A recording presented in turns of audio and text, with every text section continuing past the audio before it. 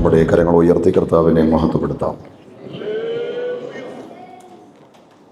അനുഗ്രഹിക്കപ്പെട്ട രാത്രിക്കായിട്ട് കർത്താവിന് മഹത്വം. നമ്മുടെ ഉപവാസ ധ്യാന യോഗങ്ങളുടെ 5ാമത് രാത്രിയിൽ കർത്താവിൻ്റെ മഹത്വമുള്ള പാദപീഠത്തിൽ നമുക്ക് ഒരുമിച്ചായിരിക്കാൻ ദൈവം ഒരുക്കിയ സാവകാശങ്ങളെ ഓർത്ത് ദൈവത്തെ മഹത്വപ്പെടുത്തുന്നു. ഇന്ന് രാത്രിയിലും ദൈവത്തിൻ്റെ വചനവുമായിട്ട് നിങ്ങളുടെ മധ്യം നിൽപ്പാൻ എന്നെ പ്രാപ്തനാക്കിയ ദൈവത്തിന് എല്ലാ പുകഴ്ചകളും ആദരവുകളും അവിടുത്തെ പാദപീഠത്തിൽ പ്രാരംഭമായിട്ട് അർപ്പണം ചെയ്യുന്നു. നിങ്ങളെല്ലാവരും യഹോവയാൽ അനുഗ്രഹിക്കപ്പെട്ടവരാണ്. ഈ രാത്രിയിലും വളരെ സന്തോഷത്തോടെ നിങ്ങളെ വന്ദനം ചെയ്യുന്നു. ബഹുമാനപ്പെട്ട പാസ്റ്റർ കുടുംബം, കർത്താവിൻ്റെ വേലയിലായിരിക്കുന്ന മറ്റ് സഹപ്രവർത്തകർ, അവരെ വളരെ സന്തോഷത്തോടെ വന്ദനം ചെയ്യുവാൻ ഈ അവസരം ഞാൻ വിനിയോഗിക്കുന്നു. പിന്നിട്ട സെക്ഷനുകളിലൊക്കെ വചനത്തിൻ്റെ ആത്മാവിൻ്റെ വലിയ സാന്നിധ്യം നമുക്ക് അറിയുവാനിടയായി. ഇന്നലെ രാത്രിയിൽ അതിശക്തമായ ആത്മപകർച്ച ആരാധനയിൽ തന്നെ ദൈവം നമ്മുടെ നടുവിൽ വെളിപ്പെടുത്തി. ഈ ദിവസങ്ങൾ ദൈവാത്മാവ് ഇടപെടുന്ന വചനങ്ങൾ നിങ്ങളുടെ ജീവിതത്തിൽ വിടുതലായി വ്യാപരിക്കുന്നതോർത്ത് ദൈവത്തിന് സ്തോത്രം. പ്രതീക്ഷയോടെ ഇന്ന് രാത്രിയിൽ നമുക്ക് ദൈവസന്നിധിയിലായിരിക്കാം. ദൈവനോട് സംസാരിക്കും എന്ന് വിശ്വസിച്ചുകൊണ്ട് നമുക്ക് ദൈവസന്നിധിയിലായിരിക്കാം. ഈ രാത്രി നാം അല്പനിമിഷം ധ്യാനിക്കാനും ചിന്തിക്കുവാനും പഠിക്കുവാനും പോകുന്നത് വിശുദ്ധ പൗലോസ് തെസ്സലോനിക്കർക്ക് എഴുതിയ 1-ാമത്തെ ലേഖനമാണ്. അതിൻ്റെ 5-ാമത്തെ അധ്യായം 16 മുതൽ 22 വരെയുള്ള വചനങ്ങൾ നമുക്ക് ഒരുമിച്ച് വായിക്കാം. നമുക്ക് ഹൃദ്യസ്ഥമാണ്, മനഃപ്പാഠമാണ് ആ വാക്യം. അതുകൊണ്ട് ബൈബിൾ തുറന്ന് തെസ്സലോനിക്കർക്ക് എഴുതിയ 1-ാം ലേഖനം 5-ാം അധ്യായത്തിൻ്റെ 16 മുതൽ 22 വരെയുള്ള വചനങ്ങൾ നമുക്കൊന്നിച്ച് വായിച്ച് ദൈവത്തെ മഹത്വപ്പെടുത്തിയിട്ട് ആ വചനത്തിൽ നിന്നും ധ്യാനിക്കാം. എപ്പോഴും സന്തോഷിപ്പീൻ, ഇടവിടാതെ പ്രാർത്ഥിപ്പീൻ, എല്ലാറ്റിലും സ്തോത്രം ചെയ്യുവീൻ. ഇതല്ലോ നിങ്ങളെക്കുറിച്ച് ക്രിസ്തുയേശുവിൽ ദൈവേഷ്ടം. ആത്മാവിനെ കെടുത്തരുത്, പ്രവചനം തുച്ഛീകരിക്കരുത്, സകലവും ശോധന ചെയ്ത് നല്ലത് മുറുകെ പിടിപ്പീൻ, സകലവിധ ദോഷവും വിട്ടകലുവീൻ. നല്ല വചനത്തിനായിട്ട് കൈകൾ ഉയർത്തി കർത്താവിനെ ഒന്ന് മഹത്വപ്പെടും. ആ കണ്ണുകൾ അടച്ച് ഒരു വാക്ക് ഈ വചനത്തിനായിട്ട് നമുക്കൊന്ന് പ്രാർത്ഥിക്കാം. എല്ലാ കരങ്ങളും ഒന്ന് ഉയർത്തിപ്പിടിച്ചാട്ടെ. നമ്മുടെ ഹൃദയം വെള്ളം പോലെ ദൈവസന്നിധിയിൽ നിന്ന് പകരാം. ദൈവത്തിൻ്റെ സാന്നിധ്യം ഇന്ന് രാത്രി നമ്മുടെ നടുവിലുണ്ട്. നാം വിശേഷിച്ച് വിളിച്ചിറക്കണ്ട. അവിടുന്ന് നമ്മുടെ നടുവിലുണ്ടെന്നാണ് മുൻകൂട്ടി പറഞ്ഞത്. നിങ്ങൾ എൻ്റെ നാമത്തിൽ കൂടി വരുമ്പോൾ ഞാൻ നിങ്ങളുടെ നടുവിലുണ്ട്. നിങ്ങൾ വിശ്വസിച്ചാൽ ആ തിരു സാന്നിധ്യം നിങ്ങൾക്ക് ആത്മാവിൽ അനുഭവിച്ചറിയാൻ പറ്റും. അതുകൊണ്ട് ദൈവത്തിൻ്റെ സാന്നിധ്യത്തെ അല്പനിമിഷം നമുക്കൊന്ന് അനുഭവിക്കാം. ആ സാന്നിധ്യത്തിൽ ഇന്ന് രാത്രി അല്പനിമിഷം നമുക്കൊന്ന് നിമഗ്നരാകാം. ഒരു വെള്ളത്തിൽ മുങ്ങുന്നത് പോലെ ഇന്ന് രാത്രി ദൈവസാന്നിധ്യത്തിലേക്ക് നമുക്കൊന്ന് ഇഴുകിച്ചേരാം. ഹൃദയമെല്ലാം ഒന്ന് തുറന്ന് മനസ്സെല്ലാം ദൈവം മുൻപാകെ ഒന്ന് സമർപ്പിച്ച് ഒരുമിച്ച് നമുക്ക് അല്പനിമിഷം ഒന്ന് സ്തോത്രം ചെയ്യാം. ക്രൂശിൽ നിന്നും പാഞ്ഞൊഴുകിയിടുന്ന കരമുയർത്തി ദൈവ സ്നേഹത്തിൻ വൻ കൃപയെ, ക്രൂശിൽ നിന്നും പാഞ്ഞൊഴുകിയിടുന്ന ദൈവ സ്നേഹത്തിൻ വൻ കൃപയെ, ഒഴുകി ഒഴുകി അടിയേലിൽ പെരുകേണമേ,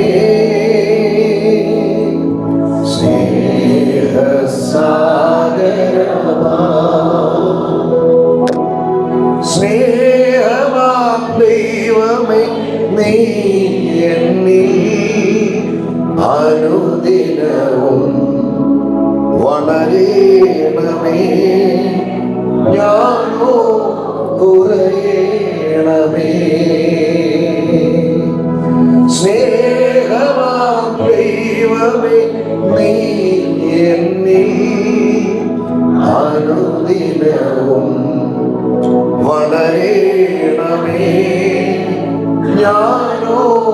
കുറയണമേ മായാലോകേ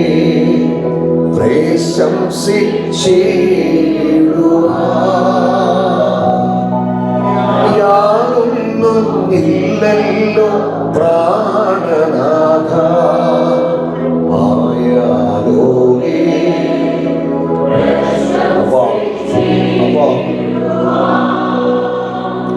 ഓ യാതൊന്നും ഇല്ലല്ലോ പ്രാണനാഥ ദൈവസ്നേഹം ഒന്നേ പ്രശംസയേ എന്റെ ആനന്ദമേ. സ്നേഹമാം ദൈവമേ നീ എന്നിൽ അനുദിനവും വളരണമേ ഞാനോ കുറയണമേ. സ്നേഹമാം ദൈവമേ നീ എന്നിൽ അനുദിനവും വളരണമേ ഞാനോ കുറയണമേ. ഈ അഞ്ചാമത് രാത്രിയിൽ ഞങ്ങൾ കുറയട്ടെ കർത്താവേ, അങ്ങ് ഞങ്ങളിൽ വളരട്ടെ. ഇന്ന് രാത്രിയിലും ഞങ്ങളുടെ നടുവിലങ്ങുള്ളതിനായി സ്തോത്രം. തുടർന്ന് ഞങ്ങളോട് സംസാരിക്കുവാൻ പോകുന്നതിനായി സ്തോത്രം. തിരുവെഴുത്തിനെ വിശുദ്ധീകരിച്ച് വാഴ്ത്തി ജീവന്റെ അപ്പമായിട്ട് ഞങ്ങൾക്ക് തരണം. യേശുവിൻ നാമത്തിൽ തന്നെ ആമേൻ. നമ്മൾ വായിച്ചത് തെസ്സലോനിക്കർക്ക് എഴുതിയ ഒന്നാമത്തെ ലേഖനം 5-ാം അധ്യായത്തിൻ്റെ 16 മുതൽ 22 വരെയുള്ള തിരുവചനങ്ങളാണ്. എപ്പോഴും സന്തോഷിപ്പീൻ, ഇടവിടാതെ പ്രാർത്ഥിപ്പീൻ, എല്ലാറ്റിലും സ്തോത്രം ചെയ്യും. എന്നിട്ട് പൗലോസ് പറയുകയാണ്, ഇതല്ലോ നിങ്ങളെക്കുറിച്ച് ക്രിസ്തുയേശുവിലെ ദൈവേഷ്ടം. അപ്പോൾ നമ്മളെക്കുറിച്ച് ക്രിസ്തുയേശുവിലുള്ള ദൈവ ഇഷ്ടം മനസ്സിലായല്ലോ. എപ്പോഴും സന്തോഷിച്ച് ഇടവിടാതെ പ്രാർത്ഥിച്ച് എല്ലാറ്റിലും സ്തോത്രം ചെയ്യും. എന്നിട്ട് പറയുന്ന, ആത്മാവിനെ കെടുത്തരുത്, പ്രവചനം തുച്ഛീകരിക്കരുത്, സകലവും ശോധന ചെയ്ത് നല്ലത് മാത്രം മുറുകെ പിടിക്കണം. എന്നിട്ട് സകലവിധ ദോഷവും വിട്ട് അകറ്റണം. ഇത്ര അനുഗ്രഹിക്കപ്പെട്ടൊരു വചനമാണ്. ദീർഘമണിക്കൂറുകൾ നിന്ന് വിസ്തരിപ്പാൻ പര്യാപ്തമായ പ്രബോധനങ്ങളാണ് ഈ സുന്ദരമായ വാക്യത്തിൽ ദൈവാത്മാവ് ഉല്ലേഖനം ചെയ്തിരിക്കുന്നത്. അതിൻ്റെ ഒരു ഫ്രെയിം മാത്രം ഇന്ന് രാത്രി ഒന്ന് കാണിച്ച് നമുക്ക് പ്രാർത്ഥിക്കണം. അപ്പോൾ ഈ വായിച്ച വാക്യത്തിൻ്റെ വിശദീകരണത്തിലേക്ക് ഞാൻ വരാം. അതിനു മുമ്പ് തെസ്സലോനിക്ക ലേഖനത്തെക്കുറിച്ച് ആമുഖമായി ഒരു വാക്ക് മാത്രം ഞാനൊന്ന് പറയാം. ഇതുവരെ ഈ ലേഖനം വായിച്ചിട്ടില്ലാത്ത ആരെങ്കിലും ഇവിടെ ഉണ്ടെങ്കിൽ യോഗാനന്തരം നിങ്ങൾ വീട്ടിൽ ചെന്ന് സമയം കണ്ടെത്തി നിർബന്ധമായും തെസ്സലോനിക്കർക്ക് എഴുതിയ ഒന്നാമത്തെ ലേഖനം വായിക്കണം, ധ്യാനിക്കണം. നമ്മുടെ പ്രത്യാശയാകുന്ന യേശുക്രിസ്തുവിന്റെ മടങ്ങി വരവിന് അവിടുത്തെ മക്കളായ നമ്മെ ഒട്ടനവധി പ്രത്യാശയിൽ ഒരുക്കി നിർത്തുന്ന പ്രബോധനങ്ങൾ, ഉപദേശങ്ങൾ, വിശേഷാലുള്ള കൽപ്പനകൾ ദൈവാത്മാവ് ധാരാളമായി നിറച്ചു വെച്ചിരിക്കുന്ന ലേഖനമാണ് തെസ്സലോനിക്കർക്ക് എഴുതിയ ഒന്നാമത്തെ ലേഖനം. പൗലോസിന്റെ 14 ലേഖനങ്ങളും ഞാൻ ധ്യാനിച്ചിട്ടുണ്ട്, വായിച്ചിട്ടുണ്ട്. ലേഖനങ്ങളിൽ എനിക്ക് അവഗാഹ ജ്ഞാനമൊന്നുമില്ലെങ്കിലും ആഴമായ പാണ്ഡിത്യമൊന്നുമില്ലെങ്കിലും വേദപുസ്തകം വായിക്കുവാൻ എനിക്ക് പ്രാപ്തി ലഭിച്ച നാൾ മുതൽ ഞാൻ അധികമായിട്ട് വായിക്കാറുള്ളത് ഈ ലേഖനങ്ങളാണ്. മഹാനായ പൗലോസിന്റെ എല്ലാ ലേഖനങ്ങളും പലപ്പോഴായിട്ട് വായിച്ചിട്ടുണ്ട്, ഇന്നും വായിച്ചു. എന്നാൽ ആശയം കൊണ്ട് മാത്രമല്ല, പേരുകൊണ്ട് എനിക്ക് ഒരുപാട് ഇഷ്ടമുള്ളൊരു ലേഖനമാണ് തെസ്സലോനിക്ക ലേഖനം. പറയുമ്പം തന്നെ ഒരു അഴകായില്ലേ? എല്ലാവരും ഒന്ന് പറഞ്ഞേ. ഇങ്ങനെയാണോ പറയുന്നത്? ഉള്ള സൗന്ദര്യം കൂടെ അങ്ങ് പോയി. നമ്മൾ ഉറക്കെ പറയുമ്പോൾ തന്നെ ഒരു അഴകല്ലേ. എല്ലാവരും ഒന്ന് പറഞ്ഞേ. ഇച്ചിരി കൂടെ ഒരു 1 കിലോ വെയിറ്റ് ഇട്ട് ചൂടാക്കി കൊണ്ടുവരാൻ നേരമില്ല. ആശയം കൊണ്ട് മാത്രമല്ല, പേര് കൊണ്ട് എനിക്ക് ഒരുപാട് ഇഷ്ടമുള്ളൊരു ലേഖനമാണ് തെസ്സലോനിക്ക ലേഖനം.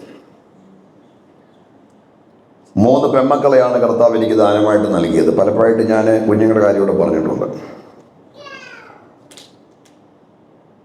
എൻ്റെ മൂത്ത മകൾക്ക് 18 വയസ്സ്, രണ്ടാമത്തെ മകൾക്ക് 11 വയസ്സ്, ഇളയ മകൾക്ക് 2 വയസ്സ് കഴിയും.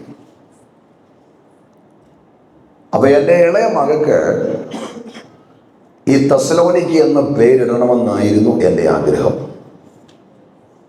പക്ഷെ ഭാര്യയും മൂത്ത മോളോട് കൂടി വേറൊരു പേരിട്ടു.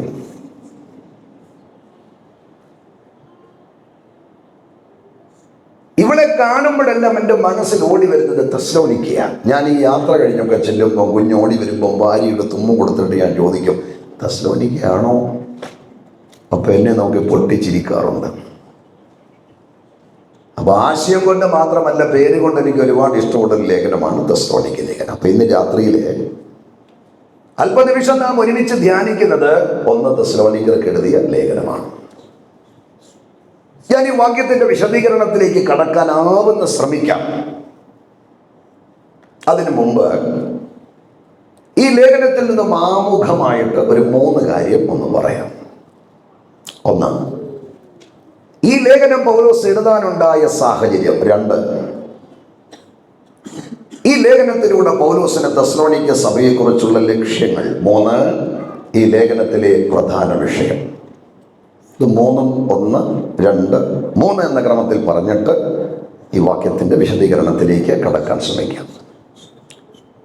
ഏത് ലേഖനം നാം ധ്യാനത്തിന് തിരഞ്ഞെടുത്താലും പഠനത്തിന് തിരഞ്ഞെടുത്താലും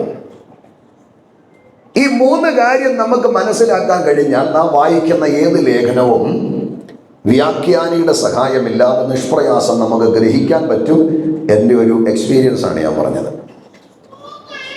അപ്പൊ 3 കാര്യം ഈ ലേഖനത്തിന്റെ ആമുഖ ഭാഗത്ത് നിന്ന് മനസ്സിലാക്കണം. 1, എഴുതാനുണ്ടായ സാഹചര്യം. 2, ഈ ലേഖനത്തിലൂടെ പൗലോസിന് തെസ്സലോനിക്ക സഭയെക്കുറിച്ചുള്ള ലക്ഷ്യം. 3, ഈ ലേഖനത്തിലെ പ്രധാന വിഷയം. ശ്രദ്ധിക്കണം. ഏത് സാഹചര്യത്തിലാണ് പൗലോസ് തെസ്സലോനിക്ക സഭയ്ക്ക് ലേഖനം എഴുതിയത്? ഈ ലേഖനം എഴുതാനുണ്ടായ കാരണം, അപ്പോസ്തലനായ പൗലോസ് തന്റെ 2ാമത്തെ മിഷണറി യാത്രയിലാണ് തെസ്സലോനിക്ക സന്ദർശിച്ചത്. അപ്പോസ്തല പ്രവൃത്തി 17-ാം അധ്യായത്തിന്റെ 1 മുതൽ 8 വരെയുള്ള 9 വരെയുള്ള വാക്യങ്ങൾ 18-ന്റെ 1-ലൊക്കെ ആ ചരിത്രമുണ്ട്. വായിക്കേണ്ട, ഞാൻ പറഞ്ഞതേ ഉള്ളൂ. അപ്പോൾ 2ാമത്തെ മിഷണറി യാത്രയിലാണ് പൗലോസ് തെസ്സലോനിക്ക സന്ദർശിക്കുന്നത്. ഈ തെസ്സലോനിക്കയുടെ ചരിത്ര പശ്ചാത്തലത്തെ കുറിച്ച് ഒന്ന് പരിശോധിച്ചാൽ, ഈ തെസ്സലോനിക്ക എന്ന് പറയുന്നത് ഒരു വ്യക്തിയുടെ പേരല്ല, സ്ഥലത്തിന്റെ പേരാ. ഒരു സ്ഥലത്തിന്റെ പേര് ഒരു വ്യക്തിയുടെ പേരായ പ്രതിഭാസമാണ് തെസ്സലോനിക്ക. അപ്പൊ തെസ്സലോനിക്ക എന്ന് പറയുന്നത് വ്യക്തിയുടെ പേരല്ല, സ്ഥലത്തിന്റെ പേരാണെങ്കിൽ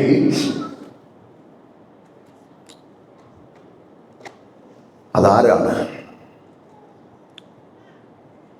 അപ്പൊ ഞാൻ പറഞ്ഞല്ലോ, ഈ തെസ്സലോനിക്ക ഒരു വ്യക്തിയുടെ പേരാ. ഒരു വ്യക്തിയുടെ പേരാണ്. ആ വ്യക്തിയുടെ പേരെന്തായി? സ്ഥലത്തിന്റെ പേരായി. അപ്പൊ തെസ്സലോനിക്ക എന്ന് പറയുന്നത് വ്യക്തിയുടെ പേരാണെങ്കിൽ ആ വ്യക്തി ആരാ? മഹാനായ അലക്സാണ്ടറിന്റെ സഹോദരിയാണ്. ആര്? തെസ്സലോനിക്ക. ആരാണ് അലക്സാണ്ടർ? ഞാൻ 2-3 മാസം മുമ്പ് ഒരു പരസ്യയോഗത്തിൽ അബദ്ധത്തിൽ ചോദിച്ചു പോയി, ആരാണ് അലക്സാണ്ടർ? ഒരു പാസ്റ്ററുടെ വൈഫ് പറഞ്ഞു, ഞങ്ങളുടെ സെൻട്രൽ പാസ്റ്റർ എന്ന് പറഞ്ഞു. ശരിയാ, പുള്ളിക്കാരൻ്റെ പേരും അലക്സാണ്ടർ എന്നാണ്. പക്ഷെ പുള്ളി രാജ്യത്തിൻ്റെ പകുതിയൊന്നും വെട്ടിപ്പിടിച്ചിട്ടില്ല.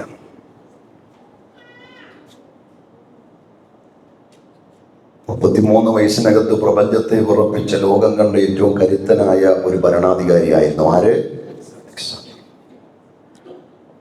അദ്ദേഹത്തിന്റെ സ്നേഹസമ്പന്നയായ സഹോദരിയുടെ പേരാണ് ഈ ലേഖനത്തിന്റെ പേരെന്ത്? തെസ്സലോനിക്ക. അപ്പൊ ഈ തെസ്സലോനിക്കയുടെ ഭർത്താവായ കസാണ്ടർ ഒരിക്കൽ ചൂടുറവ എന്ന പേരിൽ അറിയപ്പെടുന്ന തെർമ പട്ടണത്തെ പിടിച്ചടക്കി. ഏറെക്കാലം കഴിയും മുമ്പ് അദ്ദേഹം ഈ തെർമ പട്ടണത്തെ ഒന്ന് നവീകരിച്ചു, നമ്മുടെ ഭാഷയിൽ പറഞ്ഞാൽ പുതുക്കി പണിതു. എന്നിട്ട് ആ പട്ടണത്തിന് തന്റെ ഭാര്യയുടെ പേരായ തെസ്സലോനിക്ക എന്ന നാമകരണം അങ്ങ് ചെയ്തു. അപ്പോൾ ഒറ്റ വാക്കി പറഞ്ഞാൽ, ഉന്നതനായ ഒരു മനുഷ്യൻ, ജന്റിൽമാനായ ഒരു മനുഷ്യൻ, പ്രസിദ്ധനായ ഒരു മനുഷ്യൻ, തന്റെ സ്നേഹസമ്പന്നയായ ഭാര്യയുടെ മധുരമുള്ള ഓർമ്മയ്ക്ക് മണികൊടിപ്പിച്ചു കൊടുത്ത ഒരു പട്ടണമാണേത്? തെസ്സലോനിക്ക. ഈ പട്ടണത്തിന് പല പ്രത്യേകതയുണ്ട്. ഒന്ന് രണ്ടെണ്ണം ഞാൻ പറയാം. ഒന്ന്, ഇവിടെയുള്ള ആളുകൾ വിദ്യാസമ്പന്നരാണ്, അതുകൊണ്ട് സംസ്കാര സമ്പന്നരാണ്, അതുകൊണ്ട് സ്നേഹസമ്പന്നരാണ്, അതുകൊണ്ട് തന്നെ ദയയും കരുണയുമുള്ള ആളുകളാണ്. മറ്റൊന്ന്, വെള്ളി കുഴിച്ചെടുക്കുന്ന ഖനികൾ അവിടെയുണ്ട്. അപ്പൊ വിദ്യാസമ്പന്നന്മാരാൽ, സ്നേഹസമ്പന്നന്മാരാൽ, സംസ്കാര സമ്പന്നന്മാരാൽ, ദയയും കരുണയുള്ള ആളുകളാൽ നിറയപ്പെട്ട വെള്ളി കുഴിച്ചെടുക്കുന്ന ഖനികളുള്ള തെസ്സലോനിക്ക പട്ടണത്തിലേക്ക് കർത്താവിന്റെ വേലയോടുള്ള ബന്ധത്തിൽ പൗലോസ് ചെല്ലുന്നത് രണ്ടാമത്തെ മിഷണറി യാത്രയിലാണ്. ലേഖനം എഴുതാനുള്ള കാരണമാണോ? രണ്ടാമത്തെ മിഷണറി യാത്രയിൽ തെസ്സലോനിക്ക സന്ദർശിച്ച പൗലോസ് അവിടെ ഏറെക്കാലം പാർത്തില്ല. അവിടെ പാർക്കാൻ അദ്ദേഹത്തിന് അവസരം ലഭിച്ചത് കേവലം 30 ദിവസം മാത്രമാണ്. ഇനി ഒന്ന് ശ്രദ്ധിച്ചു കേട്ടോണം. കർത്താവിന്റെ മഹത്വമുള്ള വേലയിൽ ഒരു 30 ദിവസം മാത്രമേ പൗലോസ് തെസ്സലോനിക്കയിൽ ചെലവഴിച്ചുള്ളൂവെങ്കിലും ആ 30 ദിവസം കൊണ്ട് തെസ്സലോനിക്കയിലുള്ള ദൈവമക്കളോട് പൗലോസിന് സ്നേഹവും ആഴമായ വാത്സല്യവും തോന്നി. എന്തൊക്കെയാ തോന്നിയത്? സ്നേഹവും ആഴമായ വാത്സല്യം. ഒന്നുറക്കെ പറഞ്ഞേ.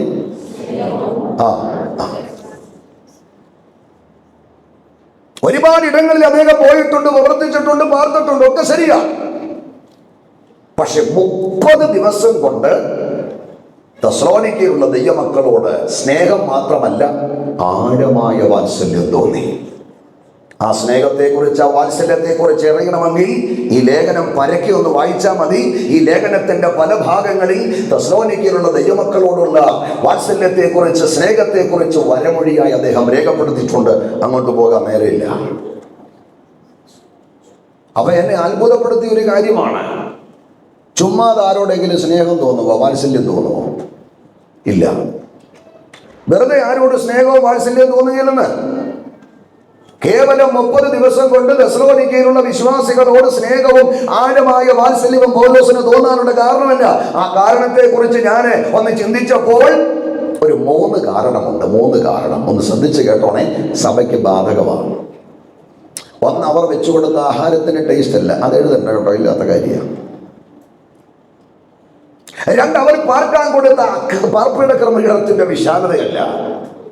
3, അവർ കൊടുത്ത സമ്മാനദാനമോ നന്മകളോ അല്ല. 1 മാസം കൊണ്ട് തെസ്സലോനിക്കയിലുള്ള വിശ്വാസികളോട് സ്നേഹവും ആഴമായ വാത്സല്യവും പൗലോസിന് തോന്നാൻ 3 കാരണമുണ്ട്. 1, തെസ്സലോനിക്കയിലുള്ള ദൈവമക്കളുടെ പ്രത്യാശ. 2, തെസ്സലോനിക്കയിലുള്ള ദൈവമക്കളുടെ വിശ്വാസം. 3, തെസ്സലോനിക്കയിലുള്ള ദൈവമക്കളുടെ സ്നേഹം. അപ്പൊ വളച്ചുകെട്ടില്ലാതെ നേരെ അങ്ങ് പറയാം, തെസ്സലോനിക്കയിലുള്ള ദൈവമക്കൾ 3 കാര്യത്തിൽ സമ്പന്നരായിരുന്നു. 1, അചഞ്ചലമായ ക്രിസ്തു പ്രത്യാശയിൽ. 2, അചഞ്ചലമാകുന്ന ക്രിസ്തു വിശ്വാസത്തിൽ. 3, അചഞ്ചലമായ ദൈവസ്നേഹത്തിൽ തെസ്സലോനിക്കയിലുള്ള ദൈവമക്കൾ സമ്പന്നരായിരുന്നു. ഈ ആത്മതപനത്തിന്റെ 5ാമത്തെ രാത്രി എന്നെ കേൾക്കുന്ന ആത്മീയരെ, ഞാനും നിങ്ങളും അചഞ്ചലമായ ക്രിസ്തു പ്രത്യാശയിൽ, അചഞ്ചലമായ ക്രിസ്തു സ്നേഹത്തിൽ, അചഞ്ചലമായ ക്രിസ്തു വിശ്വാസത്തിൽ സമ്പന്നരാണെങ്കിൽ ഇന്ന് രാത്രിയിൽ ആഴമായ വാത്സല്യവും സ്നേഹവും പൗലോസിനല്ല, ദൈവത്തിന് നമ്മോട് തോന്നും. എന്റെ ദൈവത്തിന് എന്നോട് ആഴമായ സ്നേഹവും ആഴമായ വാത്സല്യവും തോന്നണമെന്ന് ആഗ്രഹമുള്ള ദൈവമക്കൾ ഇന്ന് രാത്രി ഇതിനകത്തുണ്ടെങ്കിൽ ഷോർട്ട് കട്ട് ഒന്നുമില്ല, വളഞ്ഞ വഴികളൊന്നുമില്ല, കുറുക്ക് വഴികളൊന്നുമില്ല. അവങ്കലുള്ള പ്രത്യാശയിൽ നാം സമ്പന്നരാകുക, അവങ്കലുള്ള വിശ്വാസത്തിൽ നാം സമ്പന്നരാകുക, അവങ്കലുള്ള സ്നേഹത്തിൽ നാം സമ്പന്നരാകുക. അതുകൊണ്ട് 7 ദിവസത്തെ ഉപവാസ ധ്യാന യോഗം ആശീർവാദത്തോടെ ഇവിടെ അവസാനിക്കുമ്പോൾ ഉപരിപ്ലവങ്ങളെക്കാൾ അപ്പുറം അവങ്കലുള്ള പ്രത്യാശയിൽ, അവങ്കലുള്ള വിശ്വാസത്തിൽ, അവങ്കലുള്ള സ്നേഹത്തിൽ സമ്പന്നതയുള്ള സഭയായി ഈ സഭ മാറണം. ഉയർത്തി ഹല്ലേലൂയ പറഞ്ഞാട്ടെ. അപ്പൊ ഈ 3 കാര്യത്തിൽ അവർ സമ്പന്നരായിരുന്നത് കൊണ്ട് 1 മാസം കൊണ്ട് അവരോട് സ്നേഹവും ആഴമായ വാത്സല്യവും പൗലോസിന് തോന്നി. 1 മാസം കഴിഞ്ഞു കേട്ടോ. അപ്പം അങ്ങ് കഴിഞ്ഞു 1 മാസം. 1 മാസം കഴിഞ്ഞപ്പോൾ പൗലോസിനെ തെസ്സലോനിക്കയിൽ നിന്നും കർത്താവിന്റെ വേലയിൽ പോകേണ്ടത് കൊരിന്തിലേക്കാണ്. പെട്ടെന്നാ സമയം, എത്ര പെട്ടെന്നാ സമയമൊക്കെ പോന്നില്ലേ. അന്നും ഇന്നും ഞാൻ ഇങ്ങോട്ട് വന്ന് പെട്ടി താത്ത് വെച്ച ഓർമ്മയുണ്ട്. 2-5 ദിവസം കഴിയാറായി.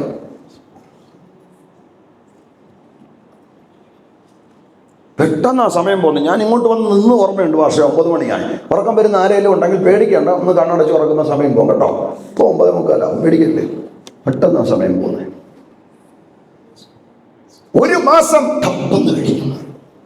1 മാസം കഴിഞ്ഞപ്പോൾ കർത്താവിന്റെ വേലയിൽ പൗലോസിനെ തെസ്സലോനിക്കയിൽ നിന്ന് പോകേണ്ടത് കൊരിന്തിലേക്കാണ്. ഒന്ന് ശ്രദ്ധിച്ച് കേട്ടോണേ.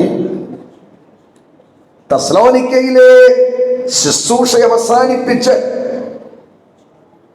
അവിടെ നിന്ന് കൊരിന്തിലേക്ക് പോകാൻ പൗലോസ് ക്രമീകരണങ്ങളെല്ലാം ചെയ്തു. സ്നേഹസമ്പന്നരും നിഷ്കളങ്കരുമായ ദൈവമക്കളെ ആളാമൃതി കണ്ട് കെട്ടിപ്പിടിച്ച് അവരോട് പൊട്ടിക്കരഞ്ഞ് യാത്ര പറഞ്ഞു. ഞങ്ങൾ പാസ്റ്റർമാരുടെ ഭാഷ പറഞ്ഞ സെന്റ് ഓഫ് മീറ്റിംഗ് ഒക്കെ ക്രമീകരിച്ചു. അന്ന് പൊറോട്ടയും മുട്ടയൊന്നും ഇല്ലാത്തതുകൊണ്ട് എന്താ കൊടുത്തെന്ന് എനിക്കറിയത്തില്ല. സെന്റ് ഓഫ് മീറ്റിംഗ് ഒക്കെ ക്രമീകരിച്ച് ആളാമൃതി എല്ലാവരെയും കണ്ട് കെട്ടിപ്പിടിച്ച് കരഞ്ഞ് യാത്ര പറഞ്ഞു. തെസ്സലോനിക്കയിൽ നിന്നും കൊരിന്തിലേക്ക് പോകാൻ ക്രമീകരണങ്ങളെല്ലാം പൂർത്തിയാക്കി. പക്ഷെ സങ്കടകരം, ഖേദകരം, തെസ്സലോനിക്കയിലുള്ള ദൈവമക്കളെ വിട്ട് കൊരിന്തിലേക്ക് പോകാൻ പൗലോസിന്റെ മനസ്സനുവദിക്കുന്നില്ല. ഒരു ഹല്ലേലൂയ പറഞ്ഞാട്ടെ. ഈ ചരണത്തൊക്കെ ചെന്ന് കഴിഞ്ഞാൽ പ്രാണനെ തൃക്കൈ കൽപ്പിച്ച് ഇറങ്ങി ഓടി രക്ഷപ്പെടാൻ തോന്നും കേട്ടോ. അങ്ങനെയുള്ള ഇടമുണ്ട്. 1 മാസം തെസ്സലോനിക്കയിൽ പാർത്ത പൗലോസ് അവരെ വിട്ട് കൊരിന്തിലേക്ക് പോകാൻ ക്രമീകരണങ്ങളെല്ലാം ചെയ്തു. പക്ഷേ പോകാൻ മനസ്സ് വരുന്നില്ലെന്ന്. കാരണം എന്നാ? അവരുടെ പ്രത്യാശ, അവരുടെ വിശ്വാസം, അവരുടെ സ്നേഹം, ഇതിനെക്കുറിച്ച് ഓർക്കുമ്പോൾ അവരെ വിട്ടു പോകാൻ പറ്റുന്നില്ല. പക്ഷെ പോകാതിരിക്കാൻ പറ്റുമോ? മഹാനിയോഗമല്ലേ. കെട്ടിപ്പിടിച്ച് കരഞ്ഞ് അവരിൽ നിന്നും ഹൃദയവും മറിച്ച് തെസ്സലോനിക്കയിൽ നിന്നും ഭക്തൻ പ്രയാണം ചെയ്ത് കൊരിന്തിൽ പോയി. ഇനി കൊരിന്തിലേക്ക് വാ, അവിടെ നിന്നുകൊണ്ടാണ് ലേഖനം എഴുതുന്നത്. തെസ്സലോനിക്കയിൽ നിന്നും പ്രയാണം ചെയ്ത് പൗലോസ് കൊരിന്തിൽ ചെന്ന് പാർത്തത് 18 മാസമാണ്. ആ കാലഘട്ടങ്ങളിലാണ് കൊരിന്തിൽ സഭയുണ്ടാകുന്നത്. ആ കാലഘട്ടങ്ങളിലാണ് ഈ ലേഖനം അദ്ദേഹം എഴുതുന്നത്. ഒരു കാര്യം ഞാൻ പറയാം. ഈ കൊരിന്തിൽ പാർക്കുന്ന സമയത്തെല്ലാം പൗലോസിന്റെ മനസ്സിൽ മുഴുവൻ ആരെക്കുറിച്ചുള്ള ഓർമ്മയാണെന്നറിയാമോ? പ്രത്യാശയിൽ സമ്പന്നരായ തെസ്സലോനിക്കയിലുള്ള ദൈവമക്കളെ കുറിച്ചുള്ള തുളുമ്പുന്ന ഓർമ്മകളാണ്. ഉണ്ണുമ്പോഴും ഉറങ്ങുമ്പോഴും ധ്യാനിക്കുമ്പോഴും പ്രാർത്ഥിക്കുമ്പോഴും യാത്ര ചെയ്യുമ്പോഴും ശുശ്രൂഷിക്കും എന്ന് വേണ്ട. തെസ്സലോനിക്കയിൽ ചെലവഴിച്ച സിംഹഭാഗ സമയോ പൗലോസിന്റെ അകതാലിൽ മുഴുവൻ പ്രത്യാശയിൽ സമ്പന്നരായ തെസ്സലോനിക്കയിലുള്ള ദൈവമക്കളെ കുറിച്ചുള്ള തുളുമ്പുന്ന ഓർമ്മകളാണ്, പ്രത്യാശ പകരുന്ന ഓർമ്മകളാണ്. ഈ ഓർമ്മകൾ വിശുദ്ധനെ വല്ലാതെ അലട്ടിയപ്പോൾ അയാളുടെ അകത്തൊരാഗ്രഹം, വീണ്ടും എനിക്ക് ഒന്നുകൂടെ തെസ്സലോനിക്കയിലേക്ക് പോകണം. പക്ഷെ വീണ്ടും തെസ്സലോനിക്കയിലേക്ക് പോകാൻ തന്റെ സാഹചര്യം തന്നെ അനുവദിക്കുന്നില്ല. ഒരിക്കൽ കൂടെ തെസ്സലോനിക്കയിലേക്ക് പോകാൻ പൗലോസിന്റെ സാഹചര്യം തന്നെ അനുവദിക്കുന്നില്ലെന്ന് അദ്ദേഹത്തിന് ഉറപ്പായപ്പോൾ ശ്രമം ഉപേക്ഷിച്ചില്ല. പുള്ളി ഒരു കാര്യം ചെയ്തു. തനിക്കൊരു മകനുണ്ട്, ആ മകനെ ഒളിപ്പിച്ചു. ആ മകൻ ആരാന്നറിയാമോ? താൻ ജനിപ്പിച്ച മകനല്ലെന്ന്, തന്റെ ചോരയിൽ പിറന്ന മകനല്ലെന്ന്, ഇതുപോലൊരു മിഷണറി യാത്രയിൽ തനിക്ക് കിട്ടിയ മകൻ, ചേർത്ത് നിർത്തി വിശ്വാസത്തിന്റെയും ശുശ്രൂഷയുടെയും ആദ്യപാഠങ്ങൾ പഠിപ്പിച്ചു വളർത്തിക്കൊണ്ടുവന്ന മകൻ. ആ മകൻ നല്ല ആത്മീക പൈതൃകമുള്ള കുടുംബത്തിൽ ജനിച്ചു വളർത്തപ്പെട്ട മകനാണ്. ആ മകന്റെ അമ്മ വിശ്വാസിയ, ആ മകന്റെ വല്യമ്മച്ചി വിശ്വാസിയ. 2 പേരിലുമുള്ള വിശ്വാസം ആ മകനിലുമുണ്ട്. അവന്റെ പേരിൽ പ്രസിദ്ധമായ 2 ലേഖനമുണ്ട്. ആ മകന്റെ പേര് സാക്ഷാൽ ദൈവ മനുഷ്യനാകുന്ന തിമോത്തിയോസ്. കൊരിന്തിൽ നിന്നും വീണ്ടും തെസ്സലോനിക്കയിലേക്ക് പോകാൻ പൗലോസിന് പറ്റത്തില്ലെന്ന് ഉറപ്പായപ്പോൾ മകനെ വിളിച്ചു. എന്നിട്ട് മകനോട് പറയുക, നിന്നെ വിളിപ്പിച്ചത് പ്രധാനപ്പെട്ട ഒരു കാര്യം പറയാനാ. ഒറ്റ മാസം ഞാൻ തെസ്സലോനിക്കയിലായിരുന്നു കേട്ടോ. അവിടെയുള്ള ദൈവമക്കൾ നല്ല ദൈവമക്കളാണ്. അവരെ വചനം പഠിപ്പിച്ച് പ്രബോധിപ്പിച്ച് എനിക്ക് കൊതി തീർന്നില്ല. അതിനു മുമ്പാണ് ഞാൻ കൊരിന്തിലേക്ക് വന്നത്. മോനെ, ഈ കൊരിന്തിൽ പാർത്ത് ഞാൻ പ്രവർത്തിക്കുമ്പോൾ എൻ്റെ മനസ്സിൽ മുഴുവൻ തെസ്സലോനിക്കയിലുള്ള ദൈവമക്കളെ കുറിച്ചുള്ള ഓർമ്മകൾ തുളുമ്പുക. എനിക്ക് അവരുടെ ഇടയിലേക്ക് പോയി വീണ്ടും അവരെ പഠിപ്പിക്കണമെന്ന് താല്പര്യമുണ്ട്. പക്ഷെ എൻ്റെ ബദ്ധപ്പാടുകൾ, എൻ്റെ തിരക്കുകൾ, എൻ്റെ സാഹചര്യങ്ങളെ അനുവദിക്കുന്നില്ല. തിമോത്തിയോസ് ചോദിച്ചു, ഞാൻ എന്താ ചെയ്യേണ്ടത്? പൗലോസ് പറഞ്ഞു, ഒരു കാര്യം നീ ചെയ്യണം, എനിക്ക് പകരം നീ തെസ്സലോനിക്കയിലേക്ക് പോകണം. എന്തിനാ? തെസ്സലോനിക്ക കണ്ടു കറങ്ങി വരാനല്ല, അവര് തരുന്ന സമ്മാനം സ്വീകരിച്ചു വരാനല്ല, അവിടെ പുതിയ ഗ്രൂപ്പ് ക്രിയേറ്റ് ചെയ്യാനല്ല. എനിക്ക് പകരം എന്തിനാണ് നീ തെസ്സലോനിക്കയിലേക്ക് പോകേണ്ടത്? ഞാൻ അവരെ പ്രബോധിപ്പിച്ചതുപോലെ അവരെ പ്രബോധിപ്പിക്കേണ്ടതിന്, ഞാൻ അവരെ പഠിപ്പിച്ചതുപോലെ അവരെ വചനം പഠിപ്പിക്കേണ്ടതിന്, ഞാൻ അവരുടെ ഇടയിൽ ശുശ്രൂഷിച്ചതുപോലെ അവരെ ശുശ്രൂഷിക്കേണ്ടതിന്, ഞാൻ അവർക്ക് വേണ്ടി പ്രാർത്ഥിച്ചതുപോലെ അവർക്ക് വേണ്ടി പ്രാർത്ഥിക്കേണ്ടതിന്, എനിക്ക് പകരം തേജസ്സിന്റെ ശുശ്രൂഷയുമായി നീ എവിടേക്ക് പോകണം? തെസ്സലോനിക്കയിലേക്ക്. പൗലോസ് തിമോത്തിയോസിനെ പ്രാർത്ഥിച്ച് തനിക്ക് പകരം എവിടെ കഴിക്കുക? ഞാനൊരു ചിന്ത പറഞ്ഞോട്ടെ. ഈ തിമോത്തിയോസിനെ ദൈവമാക്കിയ സ്ഥാനത്ത് ആ മകൻ 100% വിശ്വസ്തയോടെ നിന്നപ്പം ദൈവനെ തള്ളിക്കളഞ്ഞില്ല, ദൈവനെ മറന്നു കളഞ്ഞില്ല, ദൈവനെ മാറ്റി നിർത്തിയില്ല. പിന്നെ പൗലോസിന്റെ പകരക്കാരനായി തേജസ്സിന്റെ ശുശ്രൂഷയ്ക്ക് ദൈവം അവനെ തെസ്സലോനിക്കയിലേക്ക് അയച്ചെങ്കിൽ ഇന്ന് രാത്രി എന്നെ കേൾക്കുന്ന പ്രിയരെ, ദൈവം നമ്മെ ആക്കുന്ന ഇടത്ത്, ദൈവം നമ്മെ ആക്കുന്ന വിഷയത്തിൽ നാം 100% വിശ്വസ്തയോടെ നിന്നാൽ ഇതുവരെ ചിന്തിച്ചിട്ടില്ലാത്ത പുതിയ വഴികളിലേക്ക് അവൻ നമ്മെ കൈപിടിച്ച് നടത്തുമെന്ന് ഉറപ്പുള്ള ദൈവമക്കൾ, വിശ്വസിക്കുന്ന ദൈവമക്കൾ ഇന്ന് രാത്രി ഇതിനകത്തുണ്ടെങ്കിൽ ഹൃദയം തുറന്ന് തീരുമാനമെടുക്ക്. എന്റെ ദൈവം എന്നെ ആക്കുന്ന ഇടത്ത് ഞാൻ വിശ്വസ്തനായി നിൽക്കും. എന്റെ ദൈവം എന്നെ ആക്കുന്ന വിഷയത്തിൽ ഞാൻ വിശ്വസ്തനായി നിൽക്കും. എന്റെ ദൈവം എന്നെ ആക്കുന്ന സ്ഥാനത്ത് ഞാൻ വിശ്വസ്തനായി നിൽക്കും. പ്രിയരെ, നമ്മുടെ വിശ്വസ്തതയ്ക്ക് ചില ബൗണ്ടറികളെ ഭേദിക്കാൻ കഴിയും. നമ്മുടെ വിശ്വസ്തതയ്ക്ക് ചില പരിമിതികളെ പൊട്ടിക്കാൻ കഴിയും. നമ്മുടെ വിശ്വസ്തതയ്ക്ക് ചില പരിധികളെ തകർക്കാൻ കഴിയും. നീ ആയിരിക്കുന്ന മണ്ഡലങ്ങൾ നിനക്ക് ചുറ്റും ഒരു വൃത്തം വരച്ചിട്ട് പ്രത്യേക വൃത്താകൃതി വിട്ട് നീ പുറത്തു വരാതെ പലതിനും ശത്രു നിനക്ക് പരിമിതി ഇടുമ്പോൾ വിശ്വസ്തതയോടെ നിന്നാൽ നിന്റെ വിശ്വസ്തതയ്ക്ക് ശത്രു ഇട്ട സകല പരിധികളെയും പൊട്ടിച്ച് പരിധിക്കപ്പുറം നിന്നെ കൊണ്ടുവരുവാൻ വിശ്വസ്തതയ്ക്ക് കഴിയും. കൈ ഉയർത്തി ഒരു ഹല്ലേലൂയ പറഞ്ഞാട്ടെ. അവൻ വിശ്വസ്തനായതുകൊണ്ട് അവനെ പ്രാർത്ഥിച്ച് അനുഗ്രഹിച്ച് തെസ്സലോനിക്കയിലേക്ക് വിട്ടു പൊക്കോളാൻ പറഞ്ഞു. ഈ പൗലോസിന്റെ പ്രാർത്ഥനകളും ആശിഷങ്ങളും ഒക്കെ വാങ്ങി തിമോത്തിയോസ് എന്ന ദൈവമകൻ തെസ്സലോനിക്കയിലേക്ക് പോകാൻ തയ്യാറാകുമ്പോൾ പൗലോസ് ഒരു കാര്യം പറഞ്ഞു, മോനെ പ്ലീസ് ഒന്ന് ശ്രദ്ധിച്ചേ, എന്നെ ഒന്ന് ശ്രദ്ധിച്ചേ. പൗലോസ് തിമോത്തിയോസിനോട് പറയാ, കേട്ടോ, എന്നെ ഒന്ന് ശ്രദ്ധിച്ചേ. ഒരു കാര്യം എനിക്ക് നിന്നോട് പറയാനുണ്ട്. ഞാനങ്ങ് വിട്ടുപോയി. നീ തെസ്സലോനിക്കയിൽ ചെല്ലുമ്പോൾ ഒരു കാര്യം മറക്കരുത് കേട്ടോ. അതിനാണ് ഞാൻ നിന്നെ തെസ്സലോനിക്കയിലേക്ക് അയക്കുന്നത്. അതാണ് ഈ ലേഖനം ഉണ്ടാകാനുള്ള കാരണം. ഒന്ന് കേട്ടോണേ.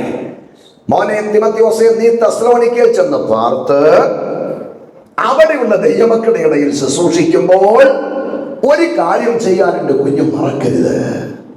തെസ്സലോനിക്കയിലുള്ള ദൈവമക്കളുടെ പരിമിതി, അവരുടെ ബലഹീനത, അവരുടെ പോരായ്മ, അവരുടെ സംശയം എന്താണെന്നുള്ളത് പ്രാർത്ഥിച്ചു വിവേചിച്ചു മനസ്സിലാക്കിയിട്ട് വേറെ ആരോടും പറയരുത്. ഇന്നത്തെ രീതി പറഞ്ഞാൽ ഫേസ്ബുക്കിലും വാട്സാപ്പിലും യൂട്യൂബിലും ഇടരുത്. നീ തെസ്സലോനിക്കയിൽ ചെന്ന് പാർത്ത് അവിടെയുള്ള ദൈവമക്കളുടെ ഇടയിൽ പ്രവർത്തിക്കുമ്പോൾ നിന്നിലുള്ള വിവേചനാത്മാവിനെ ജ്വലിപ്പിച്ച് അവരുടെ പരിമിതി, അവരുടെ പോരായ്മ, അവരുടെ ബലഹീനത, അവരുടെ സംശയം എന്താണെന്നുള്ളത് വ്യക്തമായി വിവേചിച്ച് മനസ്സിലാക്കിയിട്ട് നീ അതൊരു റിപ്പോർട്ടാക്കണം. എന്നിട്ട് ഏറെ കഴിയും മുമ്പ് മടങ്ങി വന്ന റിപ്പോർട്ട് നീ എൻ്റെ കയ്യിൽ തരണം. എന്തിനാ? ആ റിപ്പോർട്ടിന്റെ അടിസ്ഥാനത്തിൽ വേണം തെസ്സലോനിക്കയുള്ള ദൈവമക്കൾക്ക് എനിക്കൊരു ലേഖനം എഴുതാൻ. ഞാൻ അവരെ വിട്ട് കൊരിന്തിൽ പാർക്കുന്ന നാൾ മുതൽ എൻ്റെ അകത്തൊരു നിയോഗം, എൻ്റെ അകത്തൊരു താല്പര്യം, എൻ്റെ അകത്തൊരു വെമ്പൽ. എന്താ? തെസ്സലോനിക്കയിലുള്ള ദൈവമക്കൾക്കൊരു ലേഖനം എഴുതാൻ. എന്തിനാ? അവരെ വചനത്തിൽ ഉറപ്പിക്കേണ്ടതിന്, അവരെ കർത്താവിന് പ്രസാദമുള്ളവരാക്കേണ്ടതിന്, അവരെ കർത്താവിന്റെ വരവിന് വേണ്ടി ഒരുക്കേണ്ടതിന്, അവരുടെ സംശയങ്ങൾക്കും ചോദ്യങ്ങൾക്കും കൃത്യമായ നിവാരണം വരുത്തേണ്ടതിന് അവർക്കൊരു ലേഖനം എഴുതാൻ. കൊരിന്തിൽ പാർക്കുന്ന നാൾ മുതൽ എൻ്റെ അകത്തൊരു നിയോഗം. മോനെ, ഞാൻ കൈവച്ച് പ്രാർത്ഥിച്ച് അനുഗ്രഹിച്ച് നിന്നെ തെസ്സലോനിക്കയിലേക്ക് അയക്കുന്നത്. അവരുടെ പരിമിതി എന്താണെന്ന് മനസ്സിലാക്കിയിട്ട് റിപ്പോർട്ടാക്കി മടങ്ങി വന്ന് എൻ്റെ കൈ കൊണ്ടു തരണം. അങ്ങനെ പൗലോസിന്റെ നിർദ്ദേശാനുസരണം പ്രാർത്ഥനയോടെ അനുഗ്രഹത്തോടെ തെസ്സലോനിക്ക സന്ദർശിച്ച തിമോത്തിയോസ് തന്നിലുള്ള കൃപാവരത്തെ ജ്വലിപ്പിച്ച് അവരുടെ സംശയങ്ങളും ബലഹീനതകളും പരിമിതികളും പോരായ്മകളും മനസ്സിലാക്കിയിട്ട് അത് കൃത്യമായൊരു റിപ്പോർട്ടാക്കി 1, 2, 3, 4, 5, 6, 7 എന്ന ക്രമത്തിൽ കൃത്യമായൊരു റിപ്പോർട്ടാക്കിയിട്ട് മടങ്ങി വന്ന ആ റിപ്പോർട്ട് തിമോത്തിയോസ് ആരുടെ കൈ കൊടുത്തു? പൗലോസിന്റെ കൈ കൊടുത്തു. അങ്ങനെ തിമോത്തിയോസിന്റെ നിർദ്ദേശാനുസരണം തെസ്സലോനിക്ക സന്ദർശിച്ച പൗലോസ് അവിടെയുള്ള ദൈവമക്കളെ കുറിച്ച് തയ്യാറാക്കി കൊടുത്ത ക്രിസ്റ്റൽ ക്ലിയറായ റിപ്പോർട്ടിന്റെ അടിസ്ഥാനത്തിലാണ് കൊരിന്തിലിരുന്നു കൊണ്ട് തെസ്സലോനിക്ക സഭയ്ക്ക് അദ്ദേഹം ഈ 1ാമത്തെ ലേഖനം എഴുതുന്നത്. കരങ്ങൾ ഉയർത്തി ഉച്ചത്തിലൂടെ ഹല്ലേലൂയ പറഞ്ഞേ. ആമേൻ. അപ്പൊ ഈ ലേഖനം എഴുതാനുണ്ടായ സാഹചര്യം മനസ്സിലായല്ലോ. എല്ലാവർക്കും ഒന്നും പിടികിട്ടിയില്ല. ഇരിപ്പ് കണ്ടപ്പോൾ എനിക്ക് മനസ്സിലായി. പിടികിട്ടിയവർക്കായിട്ടും സ്തോത്രം. ഇനി 2ാമത്തെ ഭാഗത്തേക്ക് വരാം. ഈ ലേഖനത്തിലൂടെ തെസ്സലോനിക്ക സഭയെ കുറിച്ചുള്ള പൗലോസിന്റെ ലക്ഷ്യം എന്താ? കേൾക്കണേ. അങ്ങ് ദൂരെ കൊരിന്തിലിരുന്നു കൊണ്ട് ഇങ്ങകലെ തെസ്സലോനിക്കയിലുള്ള ദൈവസഭയ്ക്ക് ആത്മനിയോഗത്തോടെ പൗലോസ് ഈ പ്രഥമ ലേഖനം എഴുതുമ്പോൾ എന്താണ് ഈ ലേഖനത്തിലൂടെ തെസ്സലോനിക്ക സഭയെ കുറിച്ചുള്ള പൗലോസിന്റെ ലക്ഷ്യം? പ്രിയരേ, വെറുതെ അവരെ ഇളക്കാനല്ല ലേഖനം എഴുതിയത്, ആണോ? അല്ല. വൈകാരികമായി അവരെ ചലിപ്പിക്കാനല്ല ലേഖനം എഴുതിയത്. താനൊരു വാഗ്മിയാണ്, എഴുത്തുകാരനാണ്, പണ്ഡിതനാണെന്ന് 4 ആളെ അറിയിക്കാനല്ല ലേഖനം എഴുതിയത്. തിമോത്തിയോസ് നൽകിയ റിപ്പോർട്ടിന്റെ അടിസ്ഥാനത്തിൽ കൊരിന്തിൽ ഇരുന്നു കൊണ്ട് ആത്മനിയോഗത്തോടെ തെസ്സലോനിക്ക സഭയ്ക്ക് ലേഖനം എഴുതുമ്പോൾ ഈ ലേഖനത്തിലൂടെ തെസ്സലോനിക്ക സഭയെ കുറിച്ച് പൗലോസിന് 4 ലക്ഷ്യങ്ങളാണുള്ളത്. എത്ര ലക്ഷ്യമാണ്? ഉറക്കിയെന്ന് പറഞ്ഞേ. 4. ഈ ഉപവാസ ധ്യാന യോഗത്തിന്റെ 5ാമത് രാത്രിയിൽ ആത്മനിയോഗത്തോടെ ഞാൻ ഈ തെസ്സലോനിക്ക ലേഖനം ഈ പുൽപിറ്റിൽ കൈകാര്യം ചെയ്യുമ്പോൾ ഈ ലേഖനത്തിലൂടെ എന്നെ കുറിച്ചും എന്നെ കേൾക്കുന്ന നിങ്ങളെ കുറിച്ചും ദൈവത്തിന്റെ പരിശുദ്ധാത്മാവിനുള്ളത് ഇതേ 4 ലക്ഷ്യങ്ങൾ തന്നെയാണ്. ആ ലക്ഷ്യം നമ്മിലൊന്ന് നിവർത്തിയാകാൻ സമർപ്പിച്ചു കൊടുക്കുന്ന ദൈവമക്കൾ ഇതിനകത്തുണ്ടെങ്കിൽ ഒന്ന് സ്തോത്രം ചെയ്താട്ടെ. ഈ 5ാമത് രാത്രി മുഴങ്ങുന്ന ലേഖനത്തിലെ ദൂതുകളിലൂടെ എന്നെ കുറിച്ച് എന്താണ് അങ്ങയുടെ പദ്ധതി, എന്റെ ഭാവിയെ കുറിച്ച് എന്താണ് അങ്ങയുടെ പദ്ധതി, എന്റെ ആത്മീക ജീവിതത്തെ കുറിച്ച് എന്താണ് അങ്ങയുടെ പദ്ധതി, എന്റെ ശുശ്രൂഷയെ കുറിച്ച് എന്താണ് അങ്ങയുടെ പദ്ധതി, ആ പദ്ധതിക്കായി ഉത്സവന്റെ കയ്യിലെ കളിമണ്ണ് പോലെ ഏൽപ്പിച്ച് തരുന്നുവെന്ന് സമർപ്പിച്ചു കൊടുക്കുന്ന ദൈവമക്കൾ ഇന്ന് രാത്രി ഇതിനകത്തുണ്ടെങ്കിൽ അല്പനിമിഷം നാവുകൾ തുറന്ന് സ്തോത്രം ചെയ്തോട്ടെ. ഒരു കാര്യം ഞാൻ നിങ്ങളോട് പറയാം.